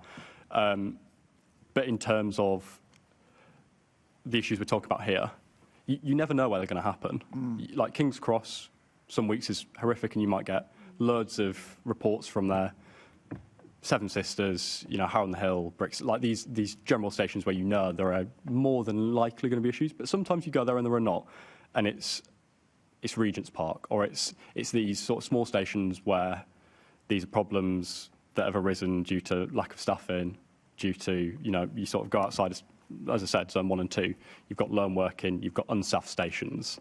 These sort of things, they're about fare evasion, but the way in which sort of that has become an issue then leads to workplace violence, because there is no expectation to be challenged, there's no expectation to be caught. So the easiest thing to do is to do a runner or fight or flight. And they are sort of issues that we routinely experience. You go out, I live on the Met Line, you go out to the far end of the Met Line, you've got unbarriered stations there, or you've got stations where barriers are routinely open. When we do send revenue teams out there, when they get outside of Zones 1 and 2, which there is a lot more focus on Central London. I completely understand, obviously, higher footfall there. But a lot of the sort of Zone 5 to 7 journeys, your Zone 3 to 5 journeys that are happening in the outer zones, people just travelling around, because they don't expect to be challenged. When you then do go there, you go to likes of Willesden Green, you go to Neasden, Dollis Hill, Jubilee Line, then they're a nightmare. And that is where I think it would be good for senior management to come and get some experience with us. Spend a day with Dollis Hill, see the challenges we face on the gate line, because I do think that they're really important, because our job on some days is relatively easy. You can have, I work with great people, we got on the gate line, we work together as a team, and we deal with the issues.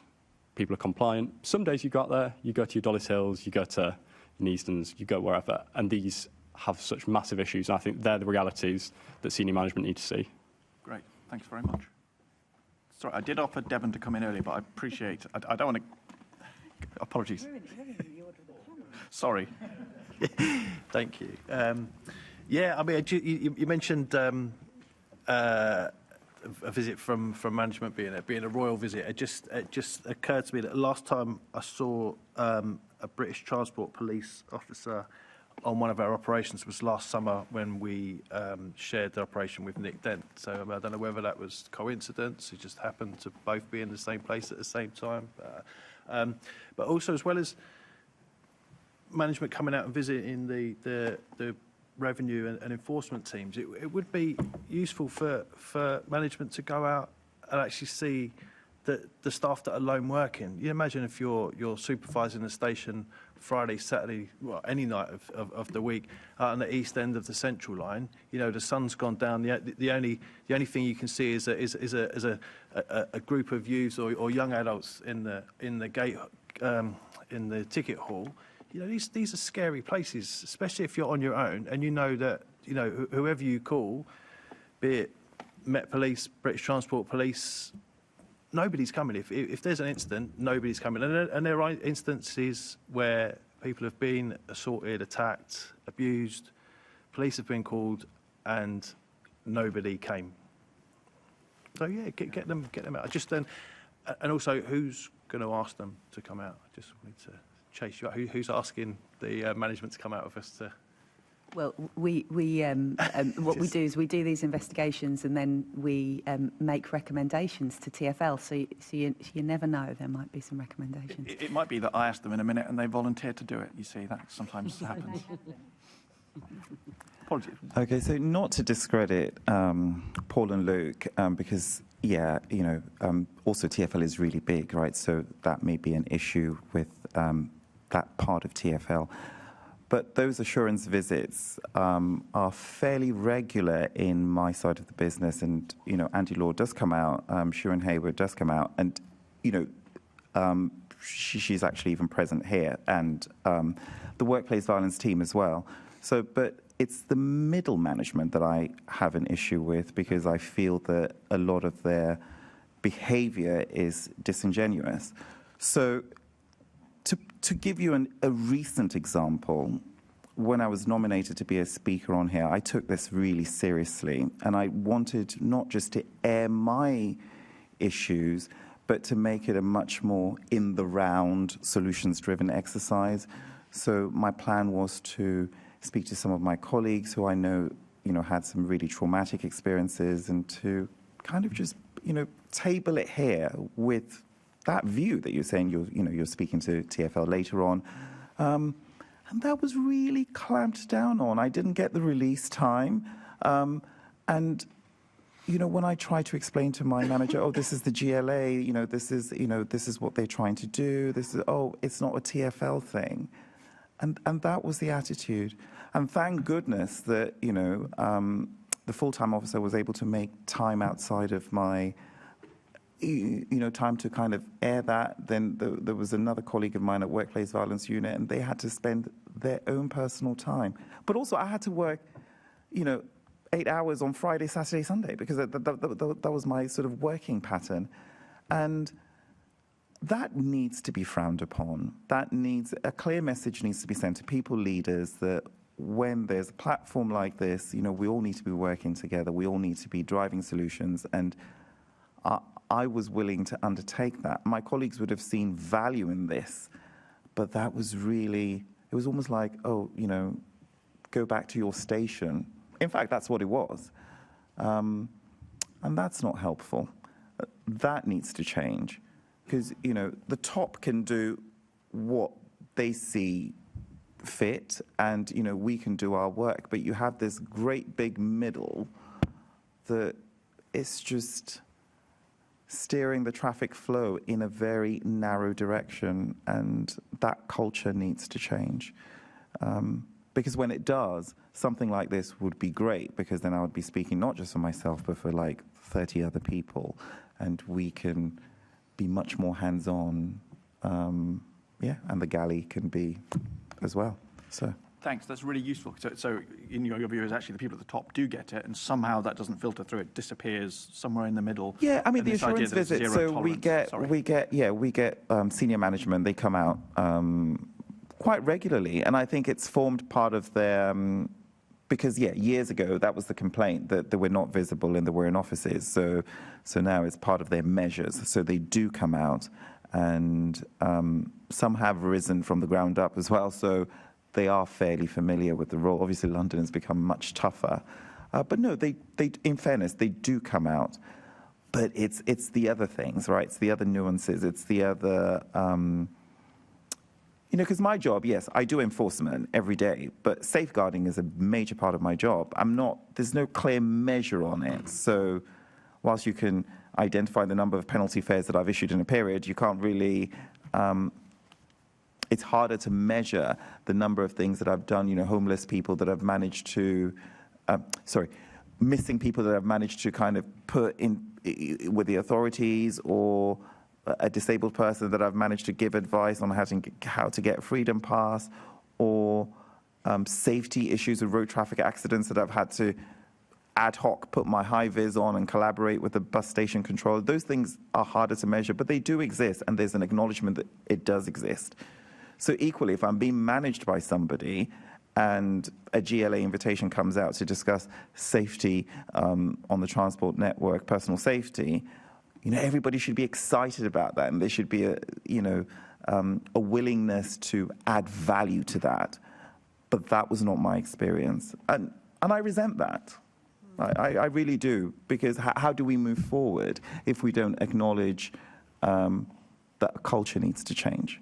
I was just going to say, it sounds like a sort of workplace culture thing. I was just going to say, just finally, it does come across very strongly that you take it very seriously. So while you may have been stymied, nevertheless, it's very apparent to us. Thank you very much. Sillington or Kohler, I don't know whether you wanted to add anything on this. I mean, Sillington, you were very clear that your management didn't really support what you were doing. Well, we're quite slightly different. But having said that, because our own focus is not only on TfL, it's on the appropriators as well. And I'm aware, I can say, that some top executives of some appropriators actually have TfL badge, that is to drive. And the intention was actually for them to go on the road, take rides as well. But how many of that have they done? We don't know. What influence has that had on how they deal with drivers? We don't know. It's something we would love to hear. I don't know if at any point in time, maybe you do invite appropriators for any sort of meetings. You can ask them that kind of question, that you have been out driving, taking rides as well. Have you felt any sort of assault yourself? Have you seen the way you've been treated by riders? Can you implement and put that into how you then relate with drivers? I think that would be very, very useful. For TFL side, I'm not too sure, except maybe they've taken right on their own and seen that. I don't know what to say regarding TFL and that. Thank you. Thank you very much. I don't know whether you wanted to add anything, Sellington, or perhaps I think you perhaps made everything clear enough earlier. Okay, thank you very much. Thank you, Chair. Thanks, Assembly Member Tara. Thank you, Chair. Thank you all for giving up your mornings to speak to us. My questions are going to focus on 3 themes around attitude, training and the British Transport Police. And I'm going to focus them mainly to Deb, Paul and Luke. If anyone else has got anything to add, just stick your hand up. So firstly, Deb, if I could start with you. You mentioned this in one of your earlier answers. And I wonder if what was more implied than outright said, that is there a concern amongst you and your colleagues that if you file too many reports that you've been insulted, that you will get the blame for those assaults rather than the people who assaulted you? I mean, first of all, with regards to assault, there's a bit of silo thinking culturally anyway, because you don't go into granular detail just because there's a little bit of shame wrapped around it. But when you do fill out these forms and you do send those reports through, there's an expectation that you want to be supported through the process.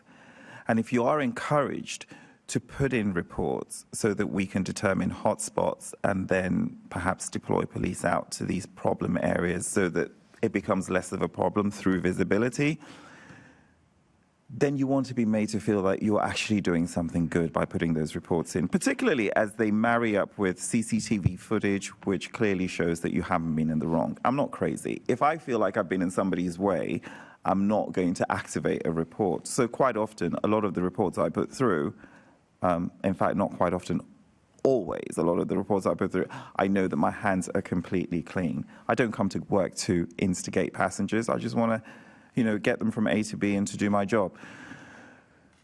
But, putting these reports, you have to put in these reports, and you put in these reports, and it's like, ooh, we have a problem here. You've put in, the language isn't you've put in too many reports, but essentially that's, in veiled form, it is.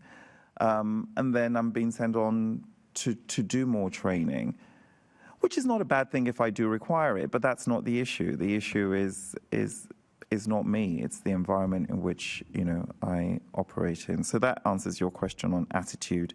Training, the training is good. It's just that abuse comes in all forms and you can't rehearse it. So, when I've been on these training exercises, I've actually approached it quite academically, and I think that it does cover a lot of ground, and it does tick a lot of boxes, but it's still a studio environment. And when you go out on the network, it's very different and it's very unpredictable. And your state of mind is also not static. So if I'm in a classroom, or if I'm here, I'm in that state of mind. If I'm working, it's just a working day for me. So, I could have had my mum gone into hospital that morning. So abuse lands very differently. And when it becomes physical, depending on how I'm struck, that can also vary. British Transport Police. Well, in my line of work, we don't deal with the British Transport Police so much. It's more about the safer transport teams with, the Met, really. A few years ago, we funded the Met to the tune of, I think it was about £93 million. I could be wrong, but it's in that ballpark. And for them to provide a range of services for us, including call-outs, and that's I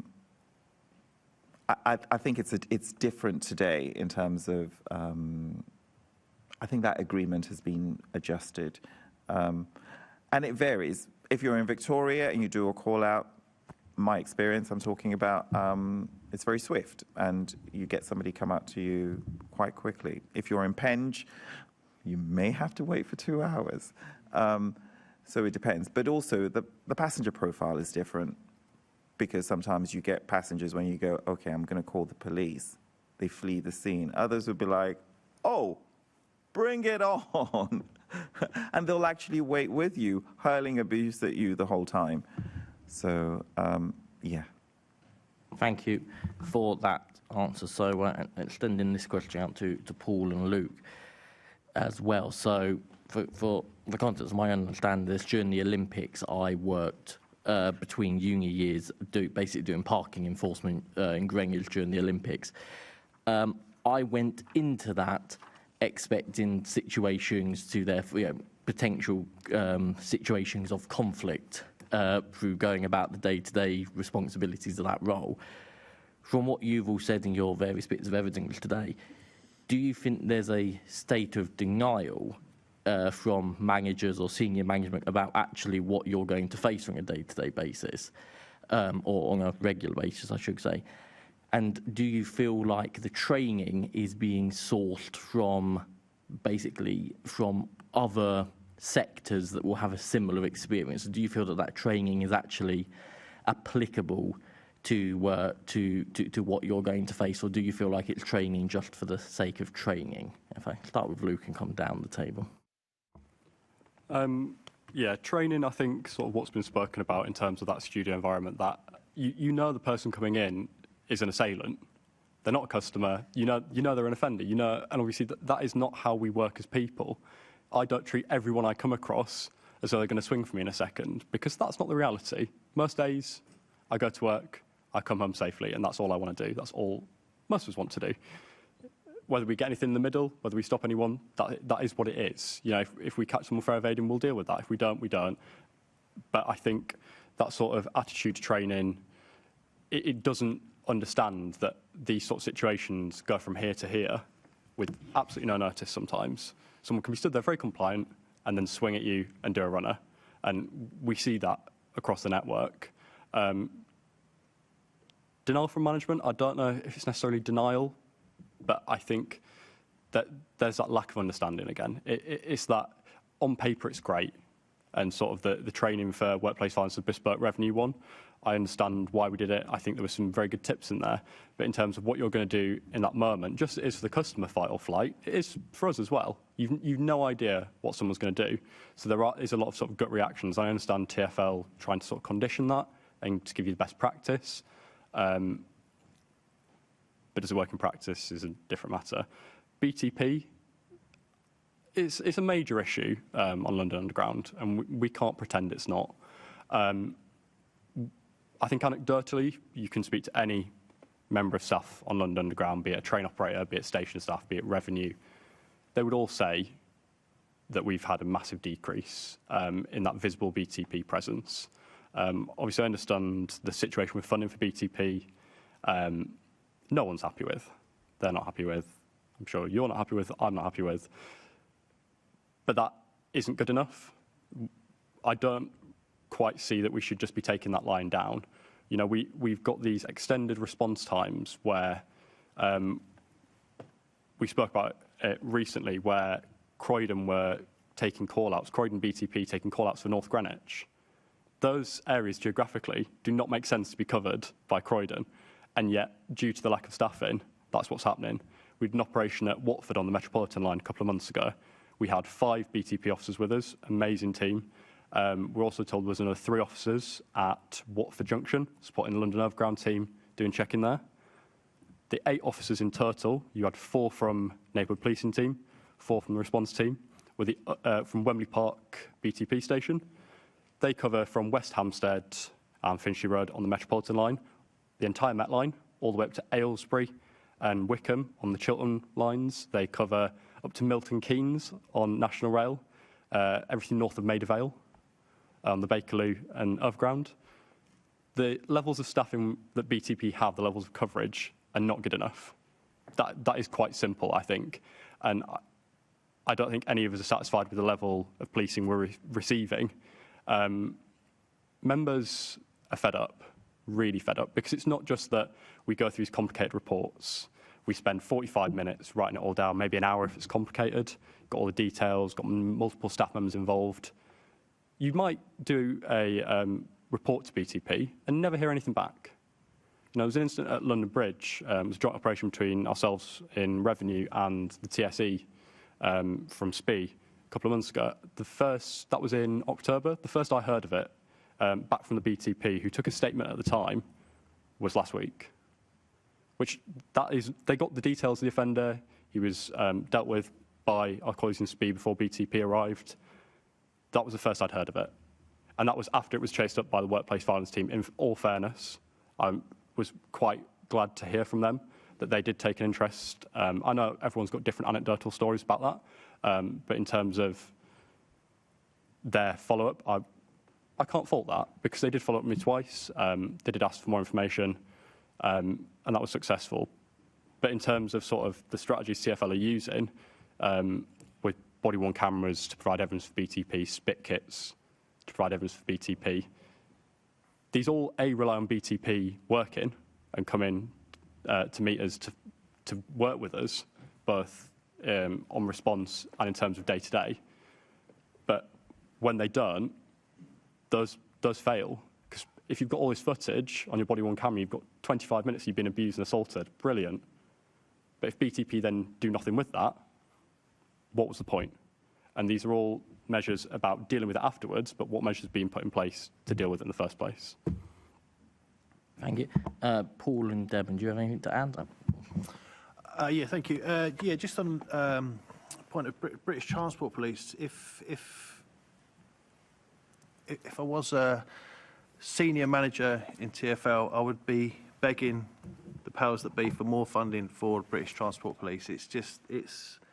The situation it's got to a ridiculous level. It's not a million years ago that, 5-6 years ago, where British Transport Police would operate in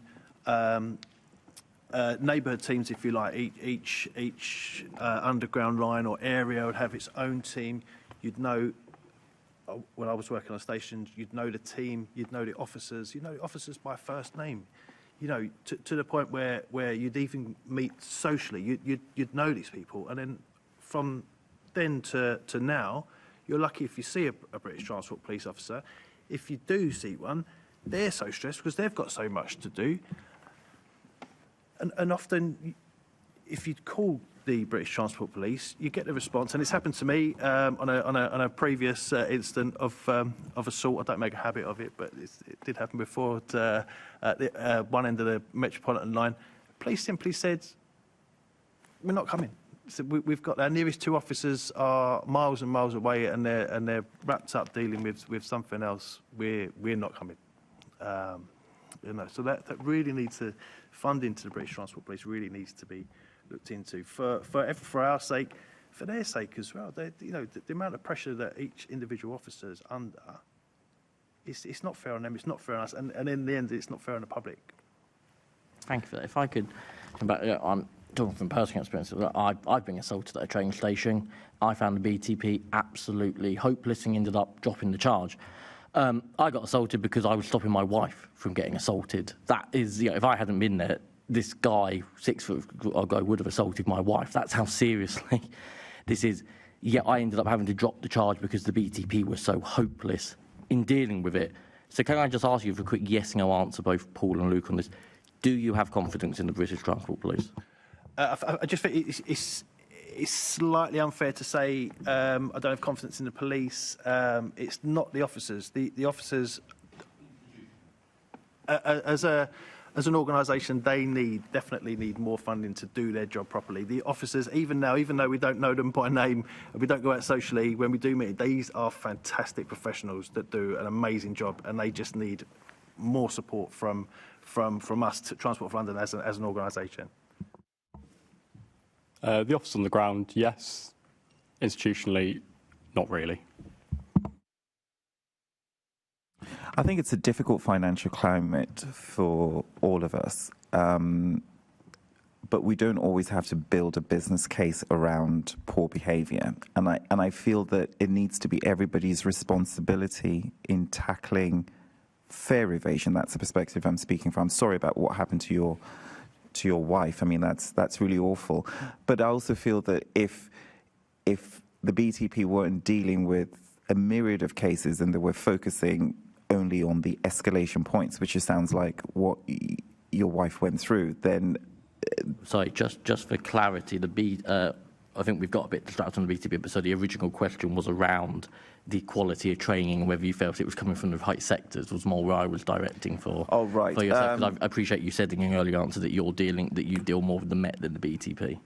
Yeah, the quality of the training is good. It's certainly good from a de-escalation point of view. I don't think there's going to be any training to really address unless you do a round robin and everybody sits and kind of airs the very granular detail of what that particular experience is. It's almost very bespoke, and how it impacts each person is very different.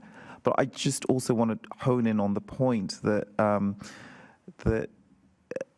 drivers, for example, need to also be much more assertive about, no, you can't ride if you haven't got, because then that message is clear across the board. Everybody realizes, no, there's certain behaviors that you can't do and you mustn't do and is not acceptable. I think if everybody was committed to that, it'll be less of a problem, because right now it's at pandemic levels. Thank you. Assembly Member Russell. Thank you, and I'll try and be brief because I know we're running out of time. First of all, I just wanted to thank every single one of you for the thought that you've put into the evidence that you've given us today. It has been really instructive, and I've written pages of notes of what you've been talking about. I just want to home in on something that you said quite near the beginning, Deben, which was about how everyone is going through the sort of complexities of life, difficult financial situations, cost of living crisis. And it seemed that you were kind of describing that as both something that people working on the Gate Line or working in transport are experiencing themselves, but also that the people who are being tackled for fare evasion or who might be involved in assault on a bus or in a private hire vehicle are experiencing as well. And I just wondered if any of you have any sort of reflections on, I'm just trying to think, you've talked about de-escalation and that the training for de-escalation is good, but why, is there a kind of an element of support that the people who are being abusive on the transport network need in terms of mental health support or other kinds of support that might also be helping to de-escalate these situations? I just wondered if any of you had any reflections on that. Does anyone want to? Luke? Yeah, I think there definitely are issues along those lines, what you've spoken about there about like mental health issues. Our job, as Deben said earlier, we have that safeguarding role in frontline operations, something we're all responsible for and something we all take very seriously. Obviously, I'm aware that there have been funding cuts in sort of those sectors dealing with that, healthcare. They are massive issues, and obviously, every case we deal with is different. Every person we stop, every conversation we have is different, and you deal with who you've got in front of you, and also make the decisions as what you're going to do based on that conversation, whether that's to go down dealing with something as a revenue irregularity or bylaw offence, whatever, to does this person need safeguarding, where can we point them? And I think that's quite difficult at the minute, because where do we point them? Obviously, like with homeless, we would sort of point towards street links, stuff like that. In terms of mental health, like BTP, I understand, aren't massively wanting to get involved in that side, and the Met as well specifically, which puts us in a difficult position. We will always do on the ground what we can to do the best for these people. But but often sort of these situations, for various reasons, can escalate into workplace violence because we are not a welcome. I understand what was said earlier in terms of general fare-paying passengers, on the whole, with some exceptions, are quite happy to see enforcement activity on the network. But the problem isn't those people who are happy to see us, it's the few that aren't. It's the few people that will go out and do what they want to us for whatever reason. So I think there are a lot of complexities within the question, definitely, and they are bigger than what we can deal with probably at this committee. But yeah, there definitely needs to be some kind of change with that. So more options of places to refer people. Yeah, definitely. Refer people onto. Yes. If I can just quickly come in, there's a sort of lost opportunity when police don't engage or see through any sort of report. Because the only way that they will be able to see if someone requires someone has got a mental issues is if they've taken up a case and investigated. Even though I said I was not going to mention something I went through some years back, but if I can just say it in a little bit. I had someone that came into my car. All the incident happened within 1.5 minutes, and she was banging on, all sort of noise, and I couldn't take this person. I said, look, you have to leave my car. She left, and before I could cancel the job, she just sent 2, 3, 4 lines of text or chat. And I can't tell you the extent of how I felt. Do you know what this person said? You tried to rape me, and I refused. That was the rider. Do you think that was a normal person that would say that? She was in my car. My regional officer is in the gallery there. He knows. I've tried to, refrain from mentioning that. But because you were saying that, do we think riders themselves, they got problems? Yes, they do. If someone will come into your car within 1.5 minutes, 8 a.m., broad daylight, on a main road, and you had issues with her, and she left the car, reported that this happened. My account was blocked for, I don't know how many weeks or months. I couldn't work, simply because of that. Police investigated it. They ended. What was it? They said it was a malicious allegation. Nothing else was done. Perhaps that kind of person require a sort of treatment, because there's no same person that will go out and simply level that kind of allegation against somebody. And that's why we keep saying that there's a need for a continuous engagement police. They should see through, not all cases that should just be dismissed like, oh, it's another one. Perhaps there's somebody that needs to be saved who is, was going through some kind of mental issues, which I didn't know about. But for a lot of people that narrated that story too, they said the person must be crazy, must be, sort of things. And I do agree with them that that was a sort of missed opportunity for someone to have looked at, maybe they need to help this person. And maybe she had done similar things to other people. We have no history of that, no link, no collaboration among different parties, the app operators, the TfL, the police. They don't link. Nobody knows what they are doing. So it could be a sort of missed opportunity. So it's quite right that you're talking about this. Thank you. Well, and thank you for sharing that really devastating story. And I'm glad that you got the outcome you got, but I'm really sorry that you clearly had, it sounds like months of not being able to work. Did you get any kind of compensation? 0p. I'm really sorry. Loss of earnings. Yeah. I'm going to hand back to the chair because I think we've got... Oh, sorry. People are not afraid of police, though. So they're trying to do what they want. Over here, people are not afraid of police, and they know that they can come out of it. So these things are keeping, it's going on and on and on. Why, when they go to the police station, police let them go. Mm-hmm. So even, what's the safety? What's the meaning of safety then? Why it's not happening in Dubai? Why it's only in London? Why it's not happening in Dubai? I mean, your guess is as good as mine, but I mean, it's to do with a different kind of regime of enforcement. But why it is? What's the meaning of safety then?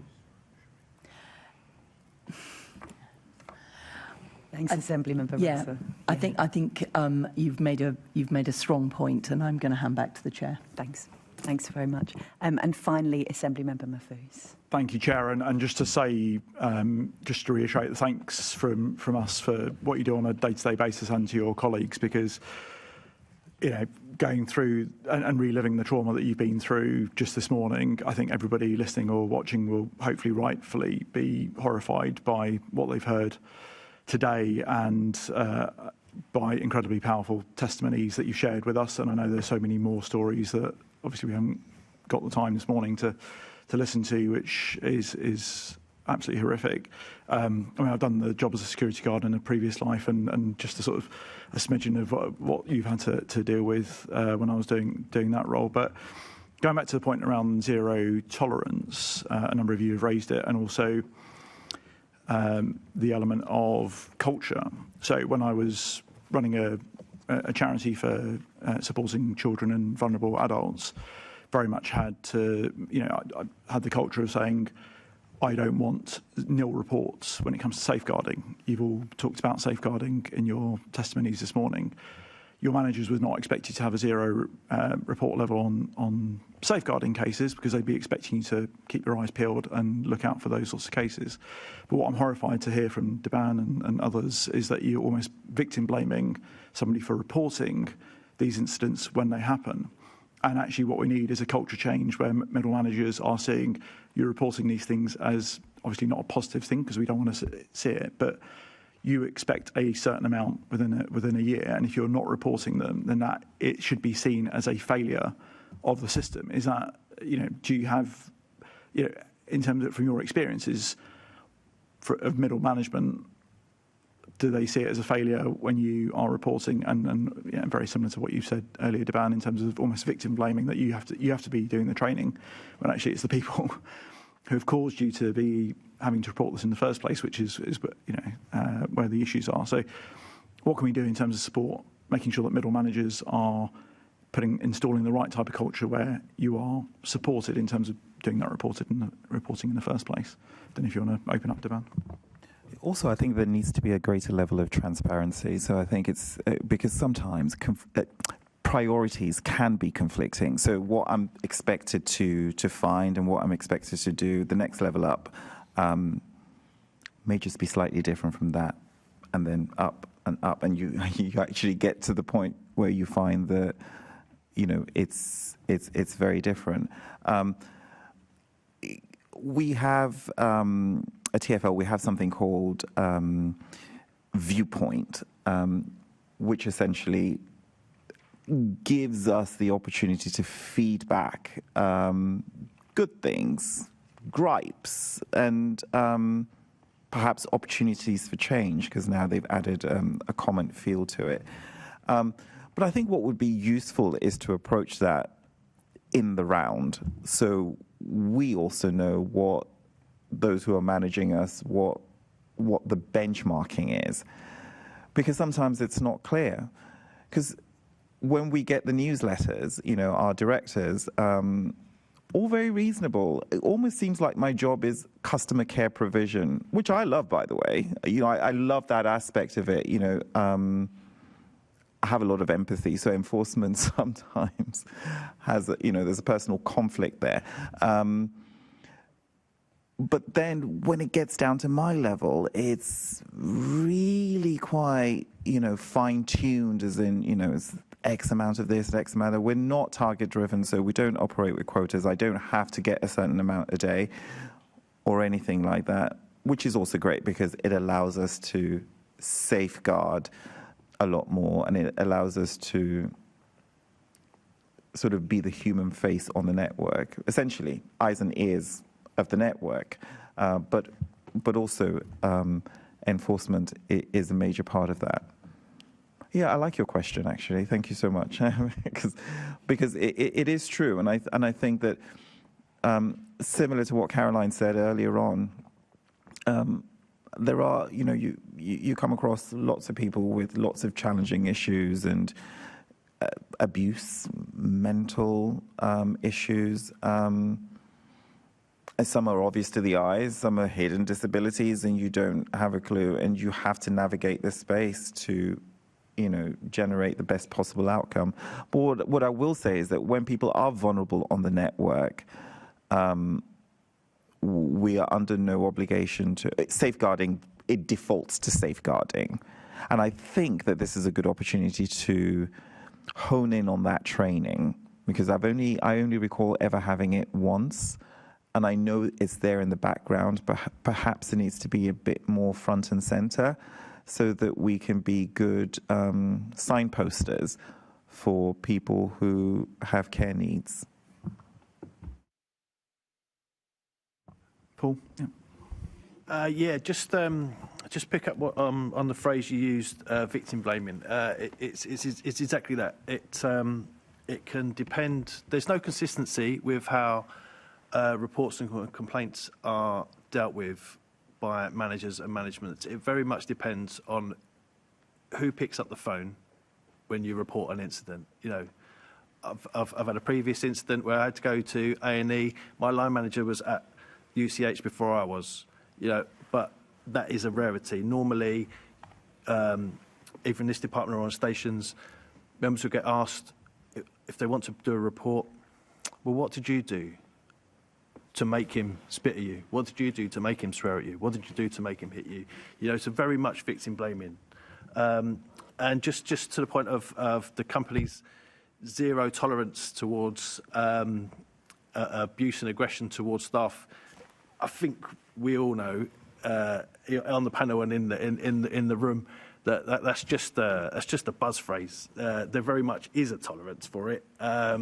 It's well above zero. I wouldn't put a figure on it, but yes, there is a high tolerance for workplace violence and aggression within Transport for London. Thank you both. Sticking with yourself, Paul, you referred to that, quite frankly, appalling letter, the standard letter that you've received time and time again after these incidents. And I'm shocked that it's lacking even reference to the Employee Assistance Programme, which TfL spend money on making sure that every member of staff can access, and yet it's not even referenced in a standard template letter as to the support that is available to you, such as counselling and independent advice. Has even your manager referred to the fact that you could access the EAP? Again, occasionally, it very much depends on who answers the phone or who you speak to. Yes, occasionally they will say there is this employee assistance program, and here's the number. That's very much it. Sometimes it's not mentioned at all, and you'd be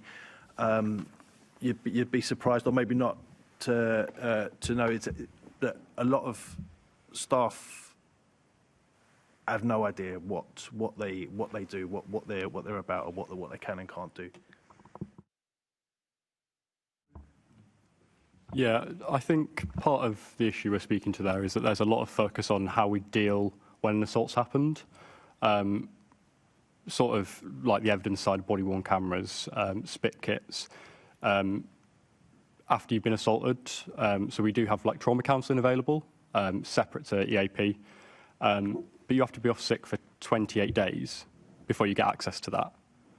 Now, I don't know about you, but if you've been punched in the face or spat at work, I think the trauma can probably come on a little bit quicker than that. And I think that's something that does strongly need to change. But yeah, I think this is sort of what we're talking about here is there's a different individual manager reaction depending who picks up the phone, whatever department, area or stations you're in. And I understand that to a certain extent. I know the workplace violence team is doing work to reform, I think is probably the word, to rewrite the standards of duty of care, and I think we're all looking forward to seeing that. Because again, something more standardised does need to be sent, sort of, as you referenced, the EAP programme, other support available. But I do think, as I said at the beginning there, that this is part of the wider issue of, instead of looking at prevention, we're looking at how we deal with it afterwards. Body-worn cameras are an effective deterrent, according to TfL, and I think they are to a certain extent. But in terms of sort of what we've previously spoke about in terms of lack of police presence, lack of enforcement presence on the network due to staffing cuts, due to whatever, lack of station staff, due to modernisation and reformation of how we run the service. These all play into it, and I think it's very good to have the focus on the aftercare, how we're supporting our members, our colleagues through these situations it is. But I'm not seeing a lot of work being done in terms of what the prevention is. Thank you, Inderpan. Again, Financial Times have kind of put us in another direction, and it's not always for the best. So previously, we had an in-house occupational health care provision, which was excellent. I certainly benefited from that, and it was very hands-on, and it almost felt really care-driven. I've never been for therapy, but I would imagine that it would be at that level. It was really, really good. The employee assistance program was better than zero, but it's also very pro forma. And if you've had, 2 incidents within close proximity, it doesn't. You're not related to, like, the second incident is an uplift on the previous. It's almost like we're resetting the button. So that's not as helpful.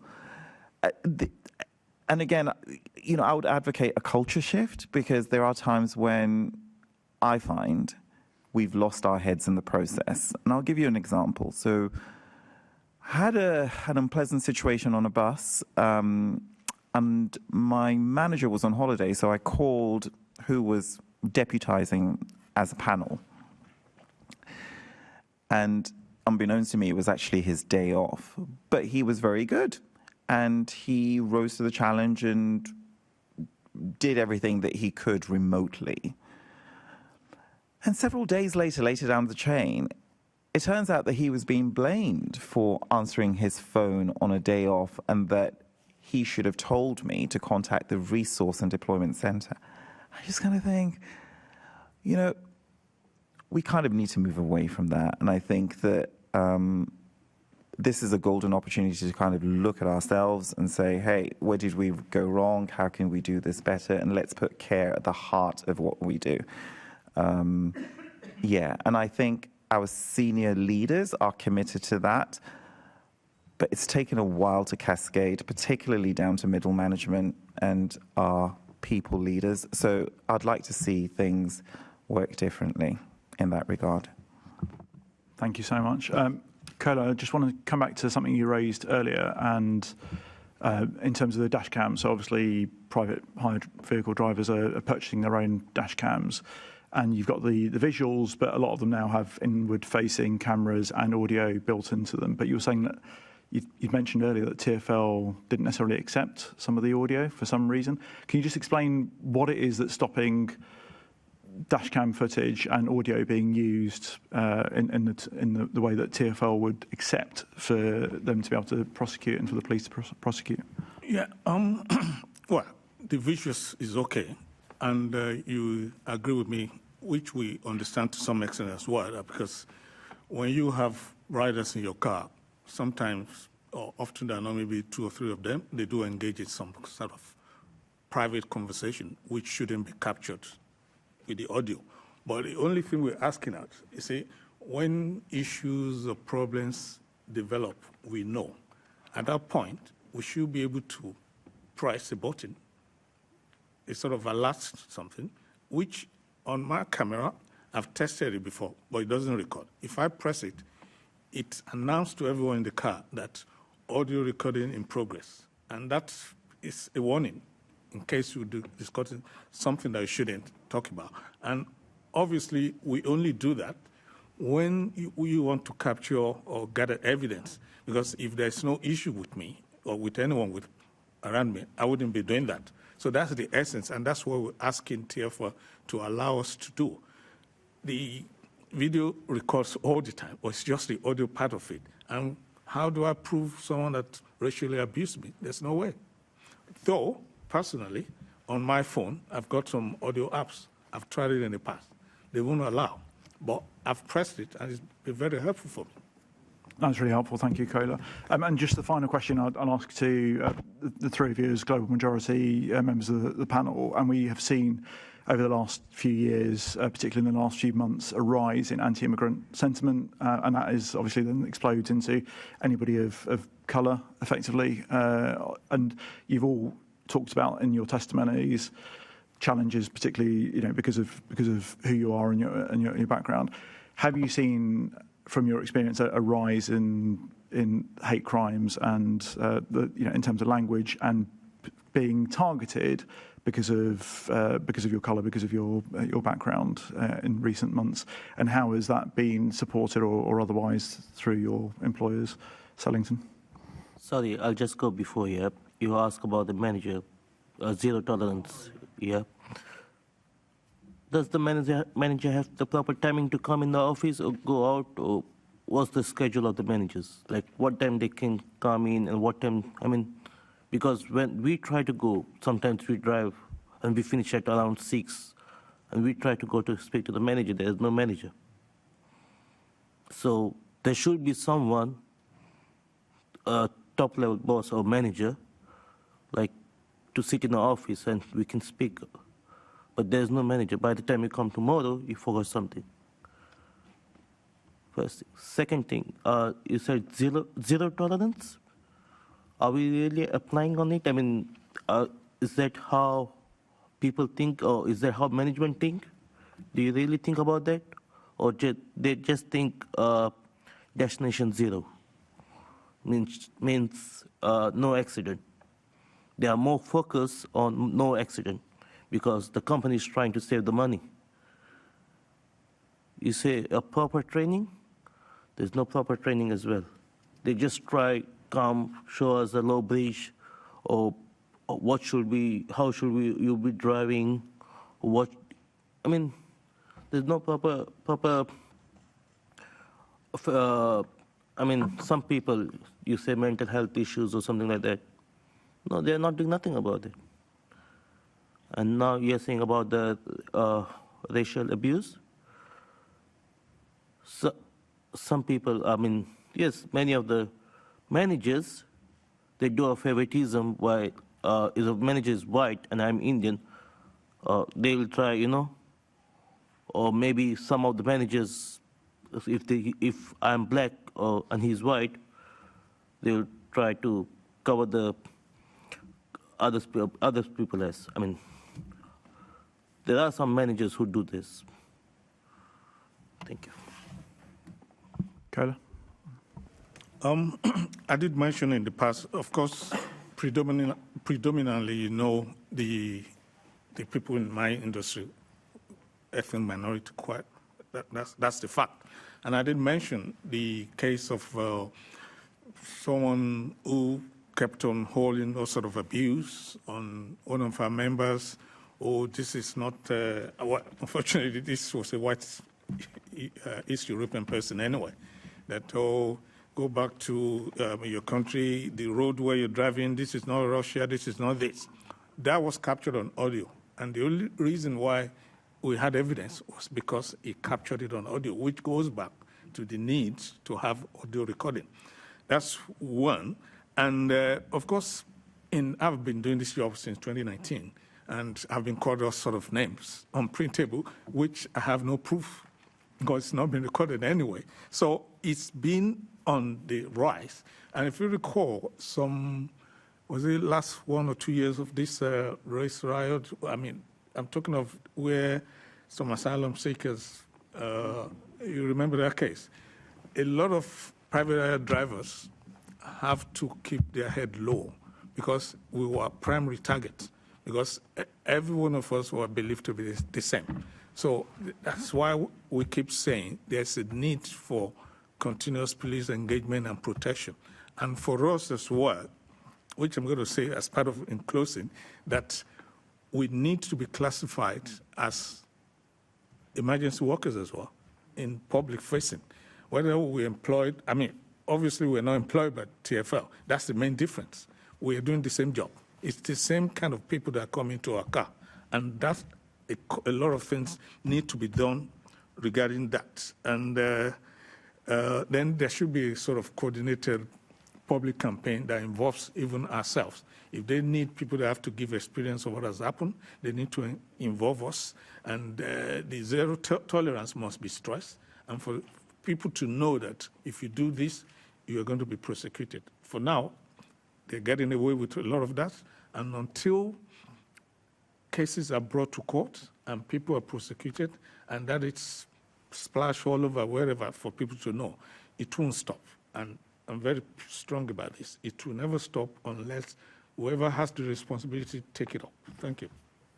Deban, final word? Yeah, I think global events have a way of playing out on the front lines, and quite often we are deployed to the epicenters of where these incidents occur. So be it pro-Palestinian marches, and we're sort of deployed to support operations around that, or in recent years, certainly the last Unite Against the Kingdom march, many of my colleagues were deployed to provide assurance. And you'd kind of expect a lot of that backlash to occur at those events. But beyond that, it does ripple actually in your day-to-day working life. And my job is isolated trauma in lots of ways, because I could be on a packed bus and something really unpleasant can happen to you, and yeah, I'm just kind of speaking in third person just because it's really upsetting, flashing back and trying to remember all that trauma. But there've been times when you kind of think, well, surely this is just societally unacceptable. Somebody's got to say something. But then people are also frightened, and then your obvious ally, the bus driver, cannot get out of his cab, so you're truly on your own. However, recently, late last year, I had an incident where I was extra polite, and I'd seen this lady was going to be problematic, so I made sure that I was like P's and Q's, best behavior. And she barked at me, "Go back to your own country." Well, it was the first time in a long time where suddenly I had allies on the bus. And people were so affronted by what she said, and they ganged up on her. And I suddenly it then transitioned from fear to support, and now Stockholm syndrome, because I'm now like, oh, I have to manage this because this is now getting completely out of hand and everyone's turning on this passenger. So I now have to, it's a juggling act.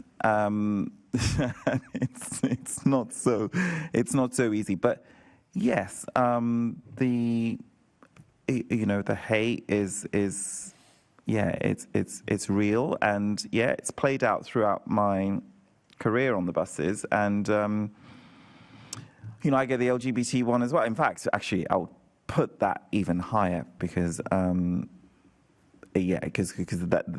an easier target, and you don't get soldiers on the bus where there's like somebody calls you something really nasty or says, oh, you'll be dead of AIDS soon, or all sort of things that I've heard before. You don't really get people defending that, but these days, if the go back to your own country, you're gonna get particularly if you're working in an area with a strong footprint, you're gonna get allies.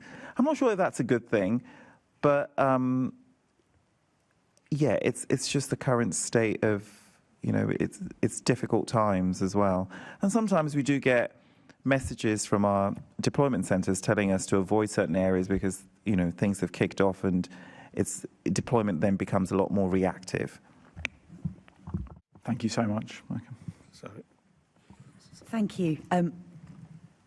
We've run out of time. In fact, we've exceptionally run out of time. And I'd just like to thank you all hugely for your time, for the extra time you've given, for all your experiences and the experiences of your colleagues that you've brought. If there is anything that you haven't had a chance to say, then you can let us know. You can get in touch with us, and please do. But we're going to have to move on, I'm afraid. But thank you again so much for your time. We're just going to take a short break now.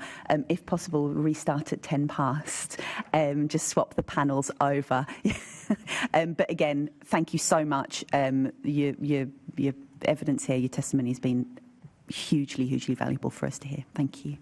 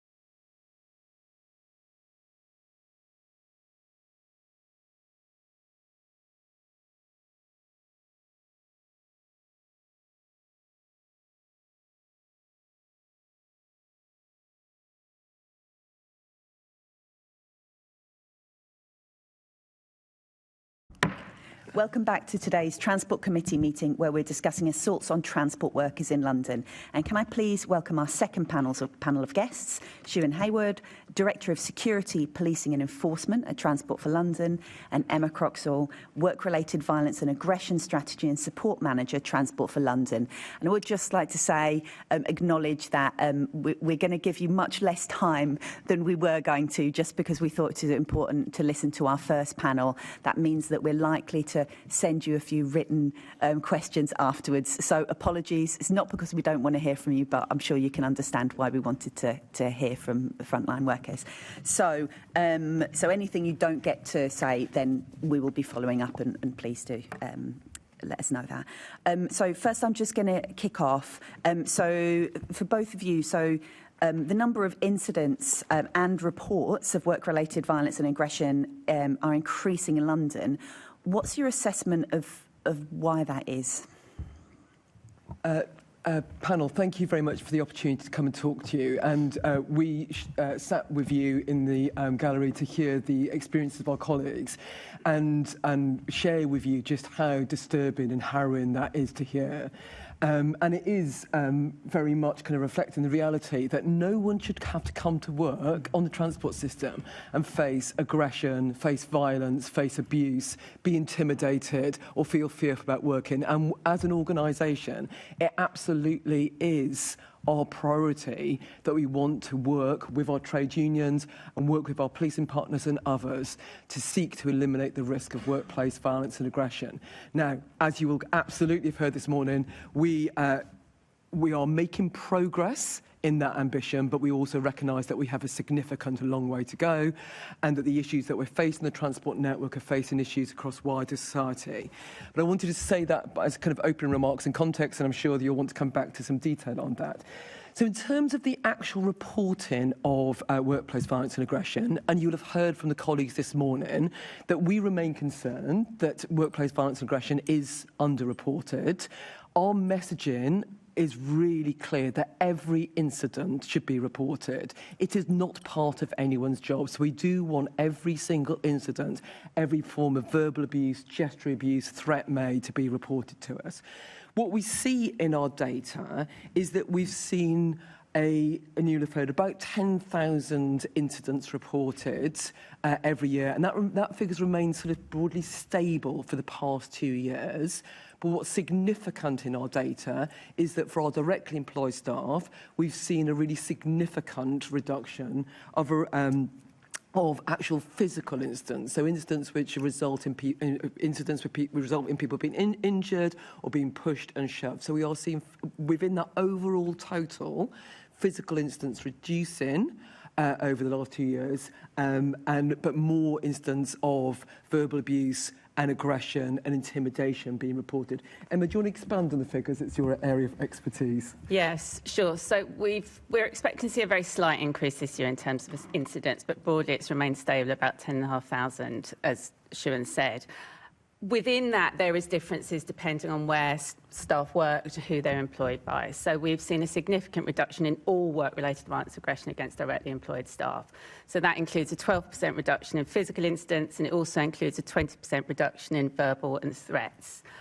Where we are also seeing increases, and we're seeing increases in the rail and our bus operators, very specifically in terms of threats. So within our rail and our bus operating partners and colleagues that work for them, WVA incidents have gone up. Physical incidents within that have gone down by about 6%, but threats have gone up substantially by 11%.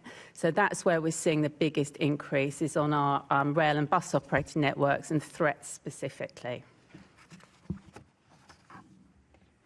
Thank you. Assembly Member Russell. Yeah, thank you, and good morning to both of you. I want to start by just finding out so in the last couple of years, TfL has set targets to reduce the number of physical incidents of work-related violence and aggression towards TfL staff. Have you considered setting targets to reduce the overall number of incidents of work-related violence and aggression? Thank you for the question. So It's been vitally important for us as an organisation to signify just how serious we are about tackling workplace violence aggression, that we've included the measure of reduction in physical incidents against directly employed staff on our scorecard. So that means all the senior managers in TfL are held accountable for their contribution to that reduction in physical incidents measures. We have not, and we will not yet, set a target in terms of reduction of overall WVA because of the concern we have that there is still a level of underreporting.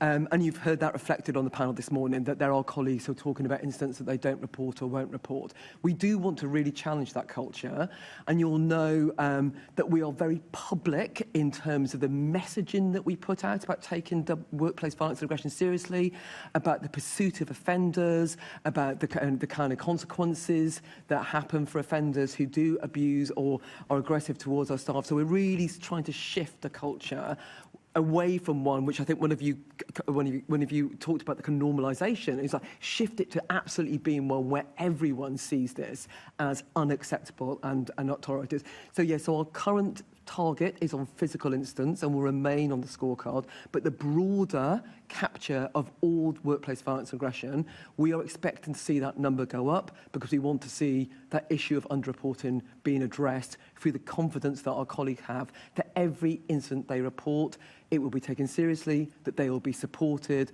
and that wherever we can, we will seek to pursue those individuals through the criminal justice system or through other means.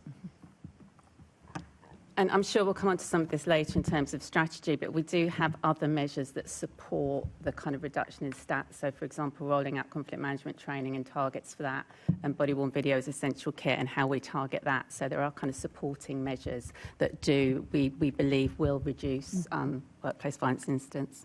So we heard earlier about how the de-escalation training is really good, and the TfL workers felt that they really benefited from that. The safeguarding training, I think they felt could be boosted a bit, and I think that's where they're coming across people who have vulnerabilities, but that lead them to behaviours that are unacceptable to people working on the transport network, or towards other members of the travelling public. And I just wondered, is there anything you can say about the kind of training for that safeguarding piece, for kind of when people who have vulnerabilities themselves are engaged in behaviour that is just completely unacceptable? Yeah, I'll invite Emma to talk a bit more about the actual conflict management training, the rollout of that. But Caroline, you're absolutely right, and we have recognised that actually for across our frontline teams, that encountering people who are vulnerable, whether that's because of mental health issues as a child or young person, because of intoxication, that actually that's much more frequent on our network, and we have really clear sort of statement about wanting to ensure that no one who is vulnerable comes to harm on our services. But we also know that vulnerable people can sometimes present with very challenging behaviour. So we have just started the piloting of safeguarding training to make that as part of mandatory competence for all frontline colleagues. So that is just about to start from April of this year. It's a pilotage of a different approach to how we assess and respond to vulnerability. We will be evaluating that and before making decisions about rolling that out further. So we're starting within London Underground. We're looking to then expand that further. So, but yeah, it is an area that we recognise that we need to really strengthen the support of the competency that we give to frontline colleagues because the encounters they have every day. In addition to that, and you'll have heard the colleagues from the panel this morning talk about the specific role that enforcement staff have, and particularly the transport and support and enforcement staff that we have, who are a new development that came about as part of the workplace violence and aggression strategy, who very much are out there to protect colleagues on the network and protect customers, and to respond to vulnerable customers and safeguard their best interests. And they are also having a greater in-depth development of safeguarding training. So you're absolutely right to call it out. It is one which we are constantly seeking to review and improve, get lots of input from other for organisations to understand how we benchmark. So both learning from policing, but learning from London Ambulance Service, learning from mental health charities, learning from children and young people's charities, really trying to take a trauma-informed approach. So, yeah, it's a huge area of development and review for us. But I'll get Emma to talk a bit more about the conflict management training too. Yeah, so just very briefly to touch upon our first WVA strategy in 2020, one of those commitments, there were 23 commitments, and one of them was to introduce the transport support enforcement officers who have a very key responsibility in preventing workplace violence and antisocial behaviour across our network. So they were rolled out because of WVA. They're over 300 strong as of today, and we expect to increase that by 100 this year. So we are investing in our enforcement capability. In terms of the training, we recognised one of the commitments in our strategy was to look at our training, and we looked at it and realised it wasn't up to standard, it was inconsistent, it needed improvement.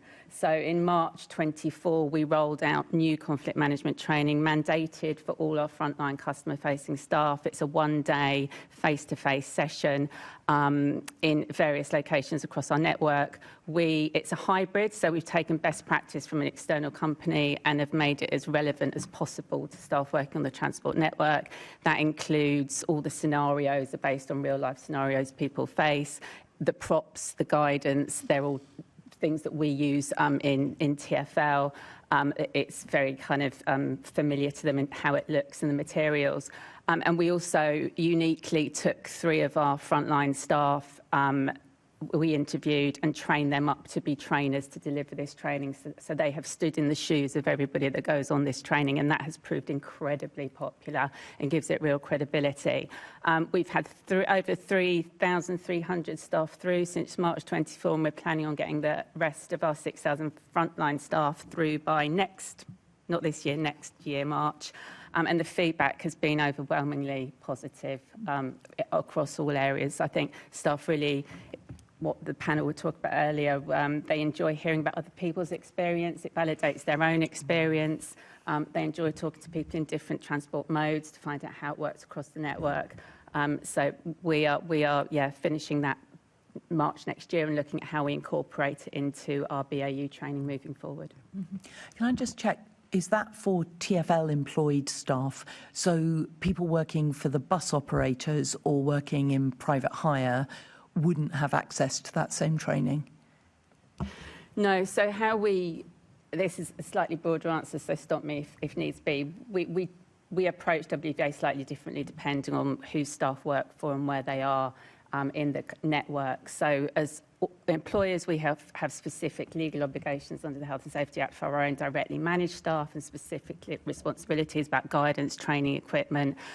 We then have our operators and our contractors on the rail network or the buses. And what we've done in the last few years is to put more specific WVA responsibility in their contracts. So as these big contracts are coming up for renewal, we are putting in their obligations around training, equipment, reporting, support and liaison with TfL, so we can have that kind of constant collaboration with them.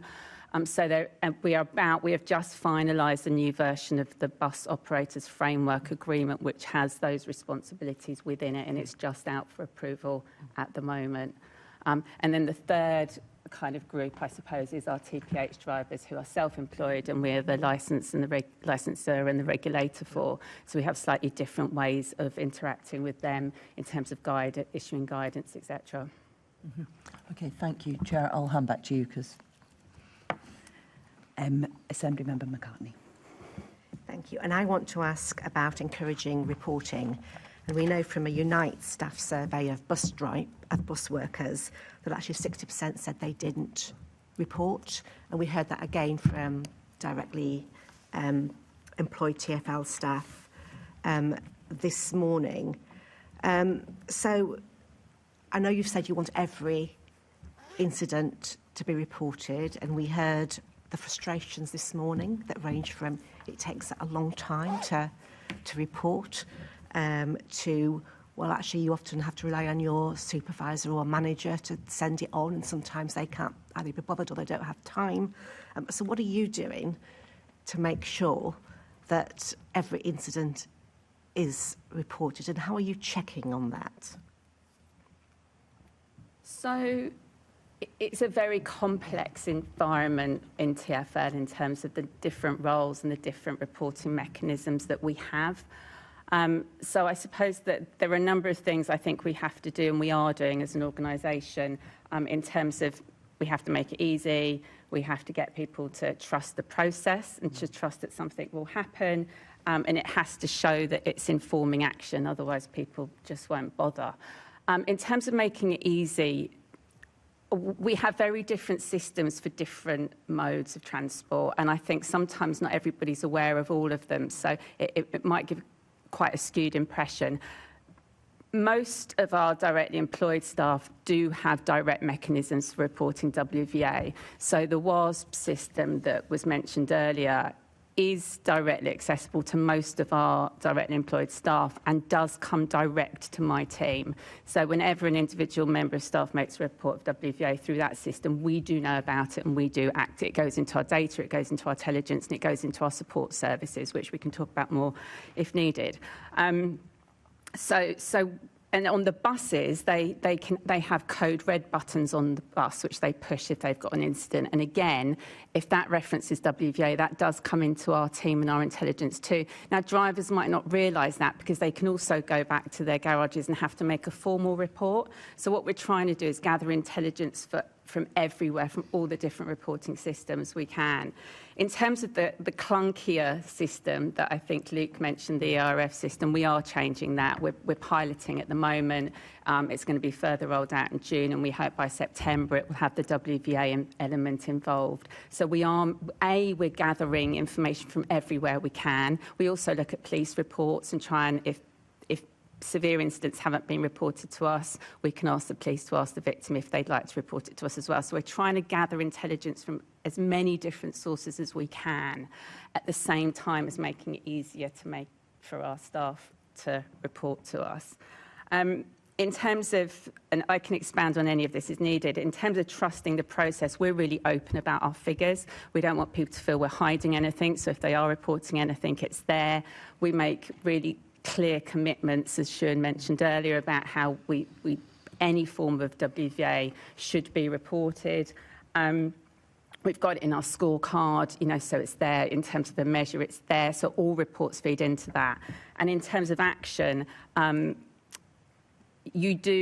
member of staff that reports WVA should have duty of care from their operational line manager, and then my team, the WVA team, the support team, provides a separate line of kind of assurance on that, really. So if they're not getting the support they need from their manager, or they don't want to talk to their manager, or they want help with the police investigation, my team then reaches out, which is the email you heard about earlier. But equally, we heard from Luke and Deben about a member of my team was actually here supporting them about how some of the times it's worked positively in terms of reaching out and offering support. So we reach out to individuals, but we also use that to then inform things that they appreciate. So things like TSE deployments. Our frontline staff love our enforcement officers. They have a real impact, and we use WVA data to task our TSE officers.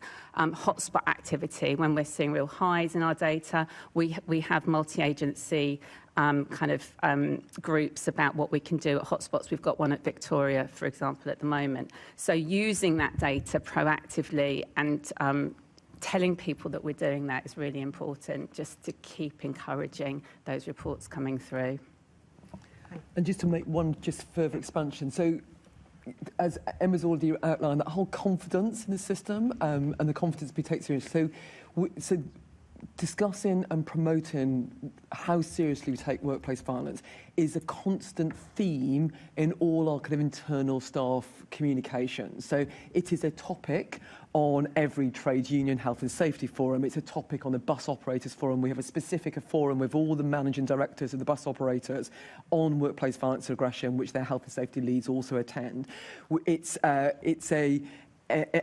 Every member of staff working at TfL gets a staff magazine, and we have a double spread feature about workplace violence and aggression in that staff magazine. We have posters in every list. We make it, and then at particular times of year, we'll do a real boost of promotion around what we're doing on tackling workplace violence and aggression, and the importance of reporting.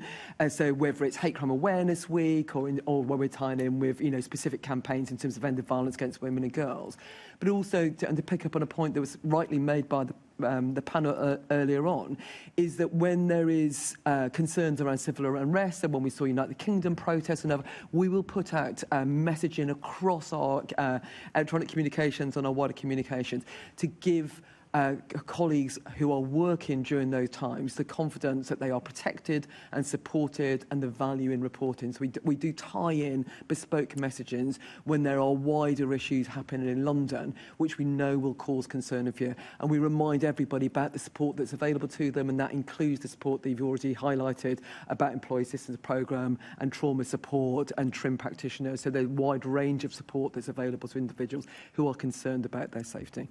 And we're going to come on to some of those a little later. But certainly one of the frustrations, I think, that the panel were quite clear of is that when there is, for example, an assault, and obviously police are involved, then the information seems to stop.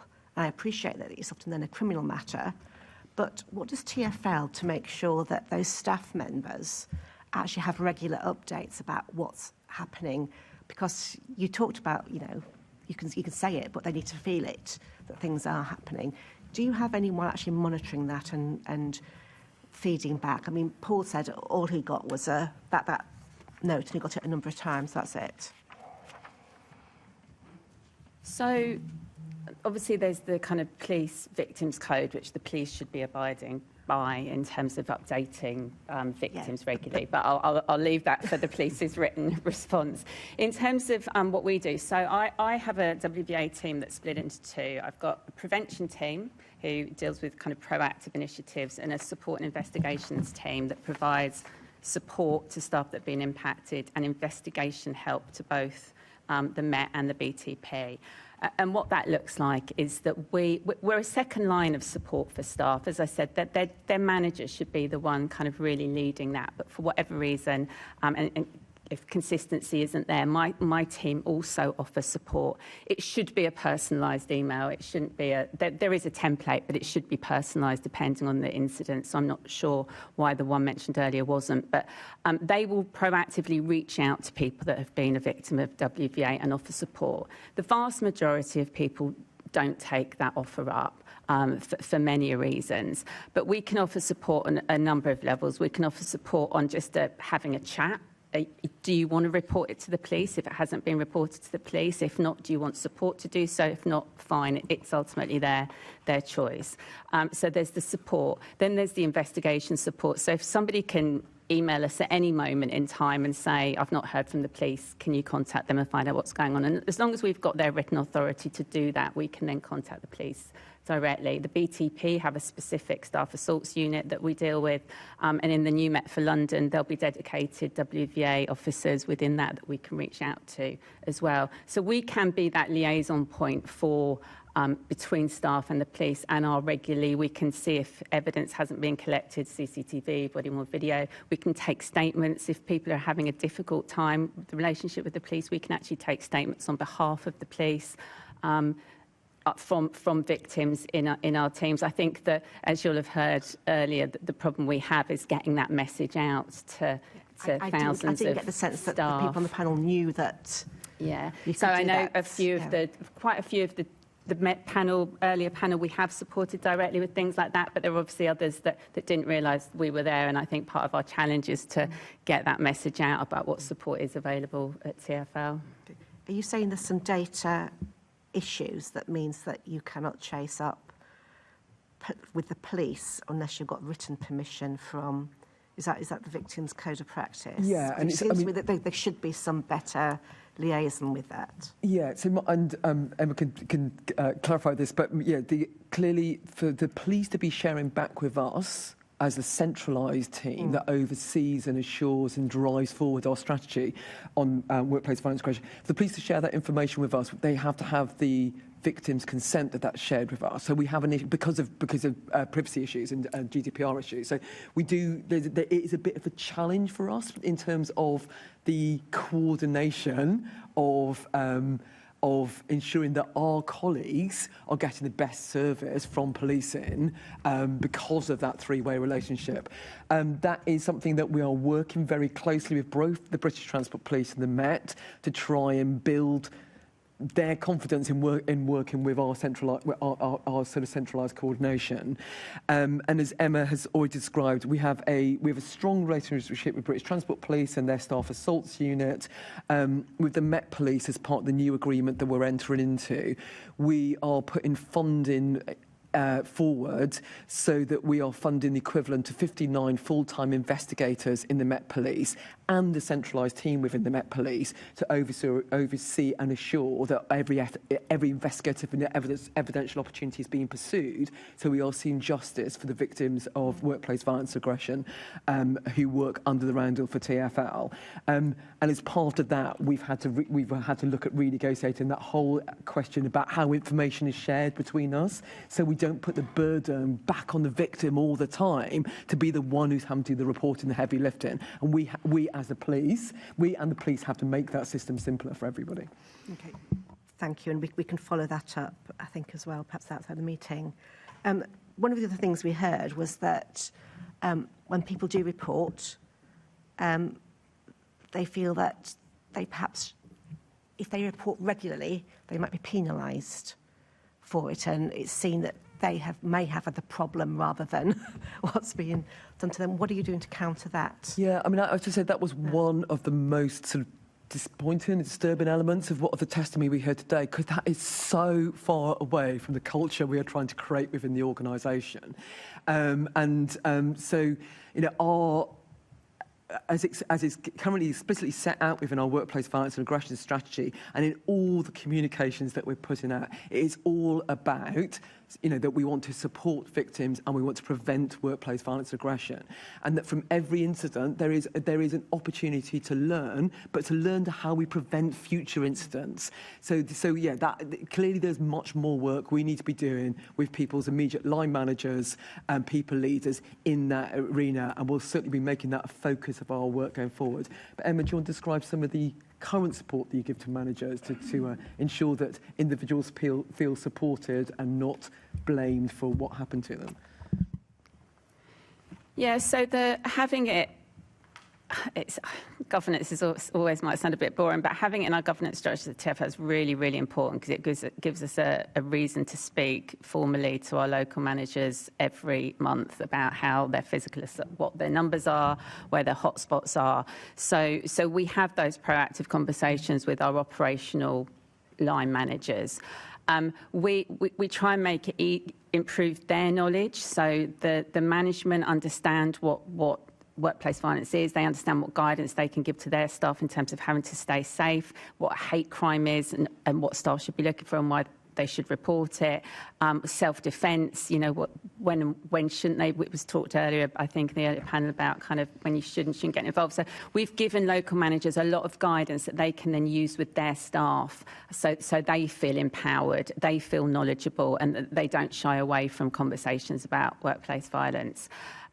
We also proactively, as I mentioned earlier, show them what we can do in terms of hotspot activity, in terms of TSE deployments, in terms of joint operations with the police, if we know what's going on. So it shows how, if they can get their staff members to legitimately report everything that's happening, that we will then go and work with them, hotspots, TSEs, police, in terms of helping to solve these issues. I do think I go out on the network a lot. I speak to a lot of our staff. I speak to a lot of our managers. I do think most of our operation managers genuinely understand this is a problem and genuinely want to stop it. I think we have to help them do that consistently and empower them to do it, which we have done, but we obviously need to do more, listening to the earlier panel. Thank you. I think perhaps, Chair, given that we have new contracts going up with buses that have some of this, it would be helpful to get some written information about how that's going to be monitored for bus operations. Thank you. Assembly Member Garrett. Afternoon. You possibly have forewarning of my question, because I did flag up when you were sitting in the audience what I was going to ask. So my background is in IT, and I've seen one of the problems that happens when you have some new IT system, which is coming, I'm sure everyone would like to know when, to report these incidents. And we heard from Luke and from others that it's a complicated mess of the form currently to report the incident, which feels like a barrier. My specific request is that you or other senior decision makers involved in that process actually spend time during the testing and subsequently, once the new system's deployed, really like submitting real reports? I don't know whether that's currently in your project plan or whether you already do that, but if not, would you commit to do that? Yes. Brilliant. That's what I hoped you would say. The reason I mention this is because often it's like a prototype environment where it's just different. So the second question then is, when is the new system coming? So this is one system for one part of the organisation. So this is the EIRF system, which currently is deployed in London Underground directly managed staff. So that is currently being tested in certain areas, and they hope to launch towards the end of this year with all the other kind of sections. So there's a safeguarding section, a WVA section, a customer injury section. So that they're testing it now, and by the end of this year, they hope to have launched the other sections. So as in December 2026? Yes. Brilliant. Okay, well, I'm sure we'll all look forward to hearing that that's working much better and making reporting easier. Thanks very much, Chair. Can I just ask, one of the concerns we had that was that when they're reporting like an injury on themselves, they have to fill in every other section before they get to those. Are they going to be standalone reports? Yeah, a drop-down menu. What are you reporting? Yeah, yeah. So it will and then be, wipe out all the things about is it assault, is it an accident? Yes, yeah. exactly. So it will be much more intuitive. Yeah. Although the other system that is in place in London Underground at the moment, which was mentioned, the WASP system, does allow you to do that. It's very clear, it's very simple. This new system combines both, so there's just a one place to go. Okay. Yeah, because obviously if you're trying to increase reporting, then one place rather than a step of which one of these is, yeah. Assembly Member Tara. Thank you, Chair. Thank you. Welcome to our guests. You've touched upon this a bit, and we heard it a lot in the previous panel. But what is TfL doing to target prevention and support to staff in different locations on the underground, such as train station and line side? So I can start, but yeah. So in terms of the prevention of workplace violence aggression, the one element I'm going to start with, and then Emma can come in on some more details, is we have created, as you'll be aware of, and it's been highlighted this morning, a new group of officers, transport support and enforcement officers.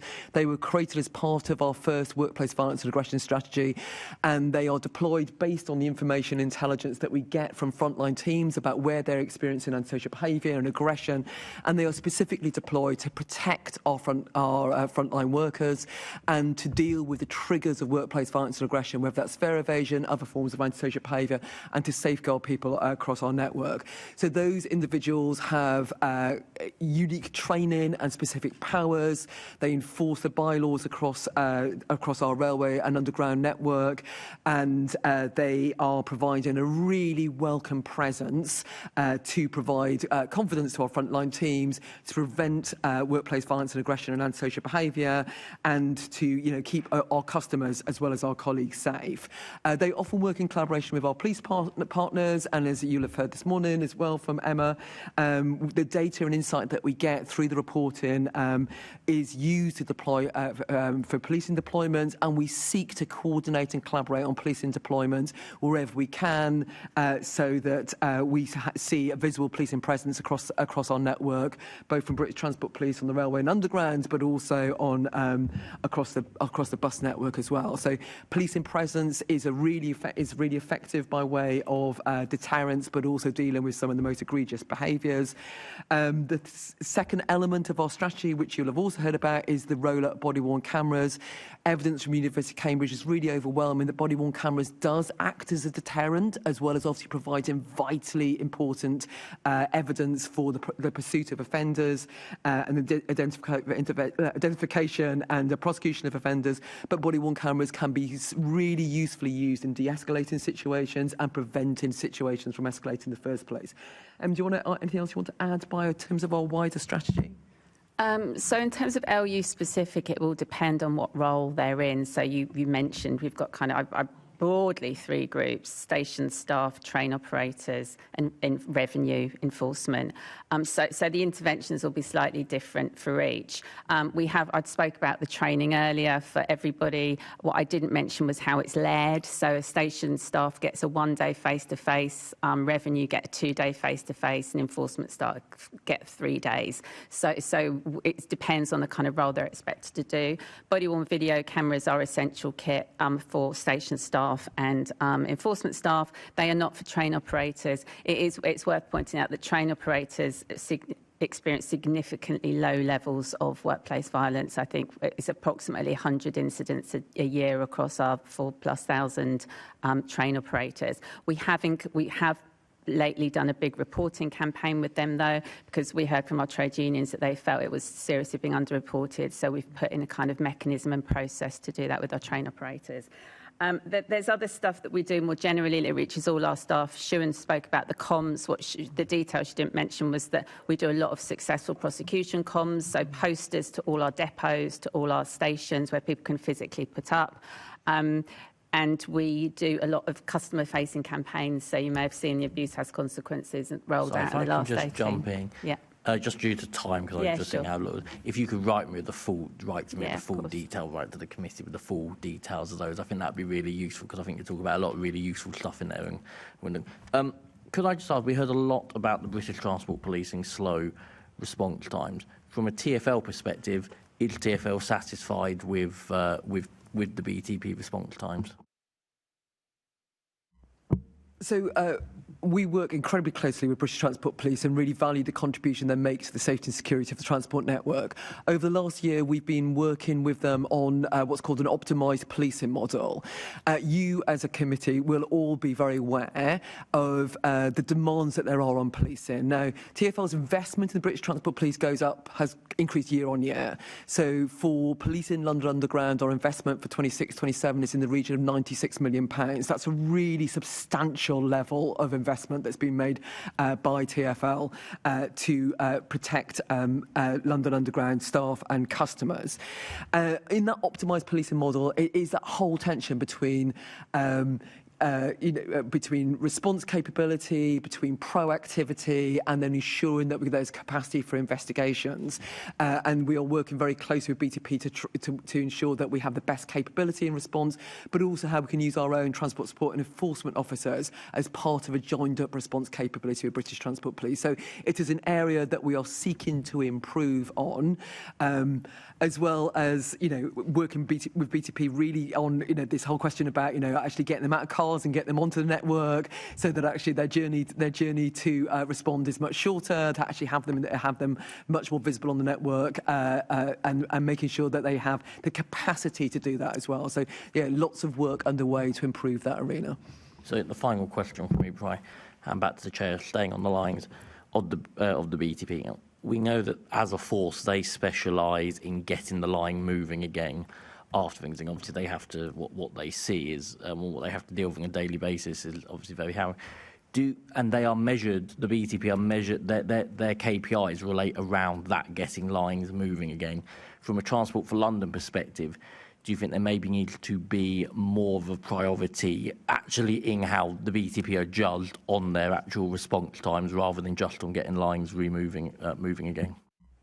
So to the best of my understanding, there is not a KPI for British Transport Police which is actually about the actual kind of the sort of response to an incident and how quickly the services are restored. That might be KPI that TfL as an organisation has, but it's not one for the British Transport Police. The British Transport Police's KPIs are around response time, victim satisfaction, the speed of investigations, and then the overall measures in terms of the volumes of crime and their efforts to reduce the levels of the most highest harm crimes that are experienced across the network. So we can. I think BTP are writing to you as part of this inquiry as well. We'll pick that up to double check that there isn't anything hidden in there. But yes, we'll double pick that up. Yeah, thank you. Assembly Member Russell. Yeah, just wanted to pick up on the difference between the situation at outer London stations, where we were told earlier this morning about there was less expectation of being challenged. Very often the gate line is open or there's no barriers at all. the difference between those kind of stations and then the stations in more central areas where the gate line is absolutely kind of checked and the gates are definitely closed. You've got to be able to use your ticket to get in or out. And whether that has any kind of, whether those differences in how the different stations are operating, whether that contributes to people working on the gate line of their experience of workplace violence, whether the people who are used to going in and out of stations in outer London where there's less checking, and then there's more perhaps pushback when you're going in and out of a station where there is lots of checking. I'm going to attempt to answer that question, I might invite Emma to come in as well. So in terms of our, you know, and I've sat on this panel before, which is like, we have an overall strategy as well to try and reduce the risk of fare evasion, and that includes a measure that sits on the performance scorecards across London Underground, which is about keeping gates closed, because clearly gates are one of our first line of defence against the risk of fare evasion. Now, occasionally there will be times when the gates are left open, but it's a performance measure within London Underground to keep those gates closed, and that's vitally important for us across the whole of our London Underground network. In terms of the risk of workplace violence and aggression, where we get our reports of workplace violence and aggression are actually our busiest stations. So they form far higher levels of kind of our hotspots and where we see violence and aggression occur. And it will come as no surprise to you that it is those busiest stations where we see the highest levels of violence and aggression towards our frontline teams. Now, we recognise that for workers who are our colleagues who work on outer London stations, that there is, they can feel isolated and feel more fearful. So there's more there's more we are doing, which is about providing them with support and buddying, and we try to make sure that there is both a policing and TSE presence that goes out across our network, and we don't have all our resources just sucked in central London. But Emma, do you want to come in on that question between gate lines and kind of the risk of workplace violence and aggression? So just to repeat what you've said, all our data shows that our hotspot stations in 2025, the 10 WVA hotspots were our busiest stations, so places like King's Cross, Waterloo, all central London. As Siwan also mentioned, that it doesn't mean that staff on the outer stations, even though they may not be experiencing a high volume of WVA, don't feel more at risk, just purely because of the fact that they're alone. So we do have local risk assessments that take that into account, that will include things like wearing their body-worn video cameras, communications protocols with other members of staff if they are by themselves, places of safety and when they should resort to those if ever they feel at risk. So there are interventions in place for those staff. Whether the outer London gates affect inner London fare evasion and therefore WVA, we just don't have the data on that, I'm afraid, what's driving that high volume WVA in central London. Mm-hmm. Okay. Were you going to say something else, Siwan? No. Thank you, Chair. Thanks. Assemblymember Bukhari. Thank you. GMB have said that TfL initiatives to support transport workers that have experienced work-related violence and aggression do not always include taxi and private hire drivers, as they're not directly TfL employees. And we've heard today and from previous times is that we've had committees that drivers just don't feel generally supported by TfL, particularly in training. So how are you going to address this proactively and make sure that you are really visible with the support that you're giving them? And will you carry out a survey and assessment of risks that drivers are facing, as GMB have been requesting? So as you mentioned earlier, we have three different kind of relationships with people depending on where they work and how they're employed throughout our kind of transport network. And as you mentioned, TPH drivers are self-employed, and we are the licensor and the regulator for that. We have attempted to work with the TPH trade, so we've issued guidance. There's an element in their SERU assessment about personal safety. Screens and CCTV are currently optional for drivers. We don't have a mechanism for them reporting directly to us. They report to the Met, and we think there probably is some more work to do with the Met in terms of how the Met then deals with these and the information sharing we were talking about earlier, what the Met can then provide to us with regards to that. We do have figures for taxi and private hire drivers on assaults that I believe did come from a survey, so I will find out and come back to you on that, because it's in our TPH action plan. Great. So I'll share that with you and just find out exactly where that information came from. But if there are any gaps or areas of concern, will you consider working with PHV drivers and other groups that can kind of get that accurate information that you need? So we have regular engagement with the unions and the groups that represent private hire drivers as well as taxi drivers in London. So there is, there already are, very well established opportunities to discuss the risk of workplace violence aggression that's faced by PHV drivers and taxi drivers. And our overall strategy is that we want to protect everyone under the roundel, but recognising obviously we have a dissatisfaction from this particular sector. They just don't feel like they have a voice, particularly when it comes to TfL. And we heard today as well that when they present evidence to you with recorded evidence, audio recording or video recording, that's not accepted by TfL. So are you going to consider doing any kind of CCTV or audio recording for taxi and private hire licensing requirements? Is that something that could be the next step? So we are, as for our own directly employed staff and across our network, we have made the wearing a body-worn cameras essential kit. We know how valuable CCTV can be for the police in investigations. We have engaged with the Department for Transport, and it is our call that actually the Department for Transport should be mandating CCTV and recording across the whole of the private hire industry. So it's not on a kind of piecemeal basis, regulator by regulator, but actually it's part of national minimum standards. And it should be, the protection of private hire drivers should be seen as a national minimum standard. This is not a London unique issue. Are drivers going to feel confident that if they do have some sort of recording of an incident, that they'll be listened to by TfL? They will be listened to by us, but really that incident needs to be reported to the police. The Met Police would be investigating that incident, and it is the Met Police who should be identifying the suspect and pursuing that through the criminal justice system.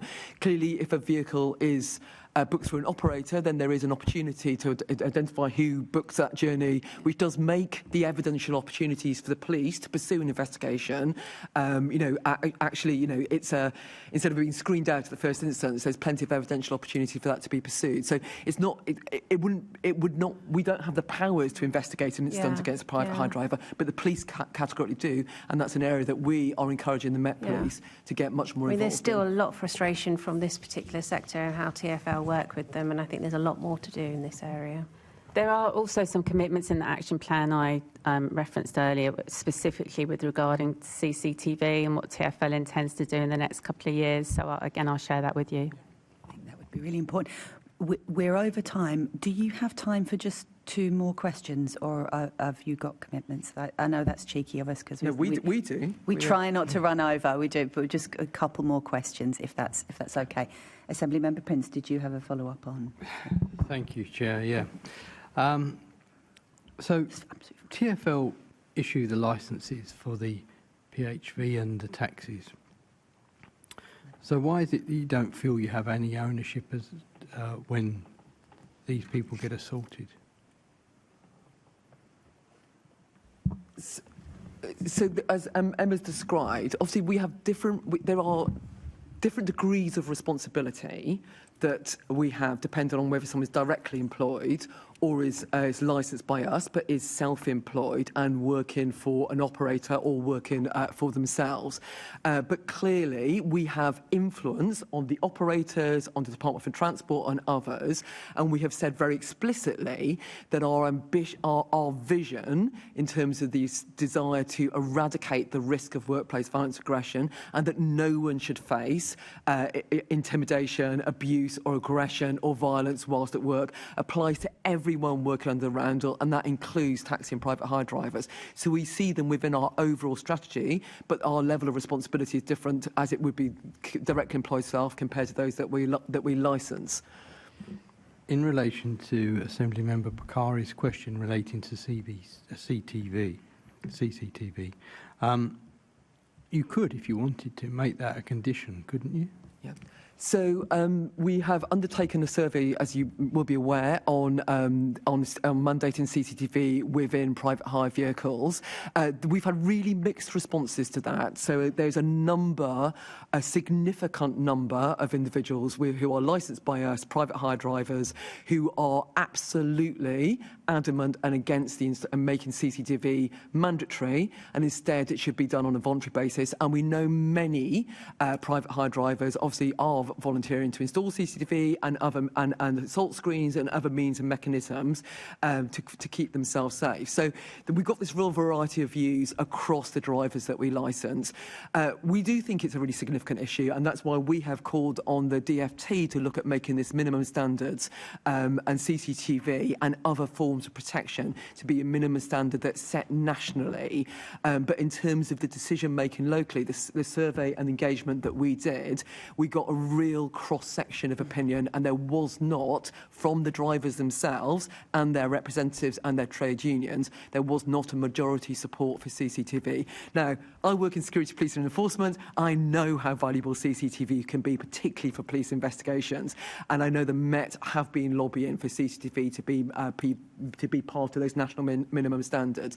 But you can see, that in terms of TfL mandating directly, it was a very mixed response that we got. We also have the issue of cross-border hiring. So I could just ask a supplementary on that. Assembly Member Prince. No, I'm finished, sorry. No, I understand you haven't finished, but we are over time. Well, that's why I'm asking to cut in now to save a bit of time. So is there a difference between the taxis' responses on the mandatory CCTV? No, let's ask that question in writing, Assembly Member Prince. We're going to have to ask that. We're over. But I haven't, look, no, I understand. Look, I understand. Seriously, Chair, Prince. I've sat here. I've sat here for the whole day, and I've not asked any questions. When I've indicated to answer, there's not enough time. You've rearranged the way the questions are being asked. Yes. I've listened to everybody give their anecdotes and stories, and that's why all the time has been wasted. It's 6 minutes past 1, and I'm going to hand over to Assembly Member Foose. Once again, Chair, I'm afraid I really am disappointed in your chairing of this meeting. You're very, very welcome to be disappointed. Assembly Member Mahfouz for their last question. Thank you. Thank you. Just on that licensing point as well, I think we heard time and time again people felt that they weren't being supported, and I appreciate you don't have a direct relationship, but you do have the leverage which individual self-employed members of staff or PHV drivers don't have. Could you detail to us in terms of what you're putting into future contracts and licensing to make sure that you are supporting the investigations that are happening? We had that case earlier from Kohler as to where a month or longer, or months where they weren't being, they didn't have any income, whereas where the investigation wasn't being supported properly by their operator. So if you could provide us some information as to how you're changing those licensing arrangements in the future, that would be really helpful. Not for now, but I think that, but it is a genuine. Yeah. I think the interaction of people, drivers feeling you have a level of responsibility for them, but you not necessarily, TfL, not feeling that responsibility is a really important one that we need to continue to dig into. Thank you. And then just moving back, I won't repeat because you've heard the moving testimonies this morning, but particularly how can we make sure that we are ensuring that TfL is listening to and dealing with and supporting those with protected characteristics and the challenges that they have over and above the everyday workers that are facing these challenges. So we have seen an increase in hate crime. I think December 24, it was 7% of all WVA incidents, and in December 25, it had gone up to 13% of all WVA incidents. And that does go up and down depending on things that are happening in wider society as well. We can see a clear link in terms of protests, etc. The vast majority of that is racial crime, and we are monitoring that in terms of our stats, and we're also doing a lot around hate crime specifically, including all the protected characteristics. So around all the hate crime awareness week, violence against women and girls kind of points in the calendar, but also every time there is potential civil disobedience or protests that could have a particular impact in terms of hate crime. Not only are we putting comms about it, but we are actively planning for it. So we're meeting with the police, we're meeting with our control centres, we're meeting with the local operational managers who will be dealing with it so they can inform and prepare their staff. We're talking to staff about it. So there is an awful lot of planning that goes on to protect our people at those times, as well as the kind of more comms around clear statements that this is going to happen and it won't be tolerated. And I really welcomed what you said earlier in terms of the expectation of there is no target of reduction, particularly around the verbal abuse, which is primarily where the hate crime stuff will come in.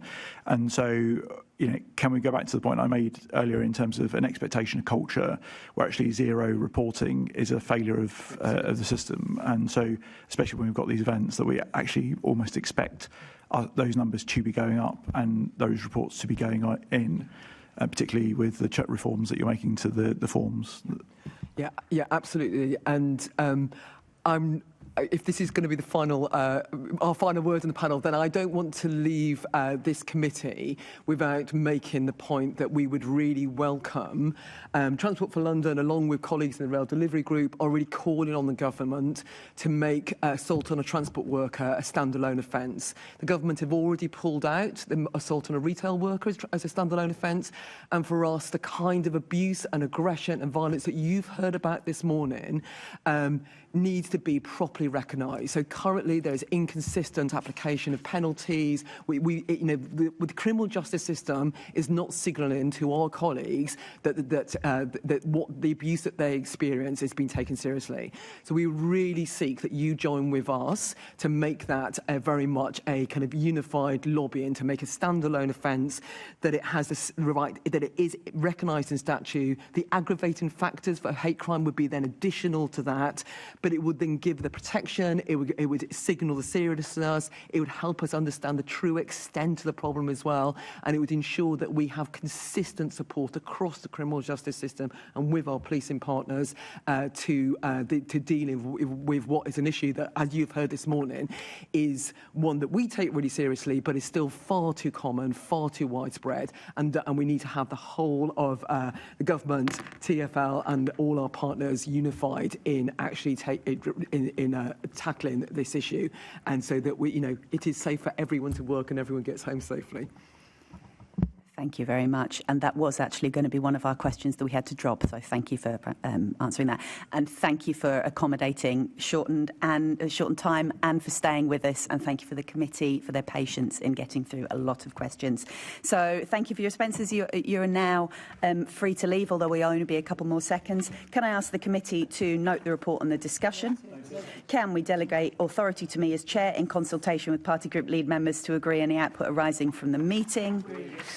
Can I ask the committee to note its work programme and meeting dates? The next meeting of the committee is scheduled for 25th of March 2026 at 10 a.m. here in the chamber at City Hall. There is no urgent business. Thank you. The meeting's now closed.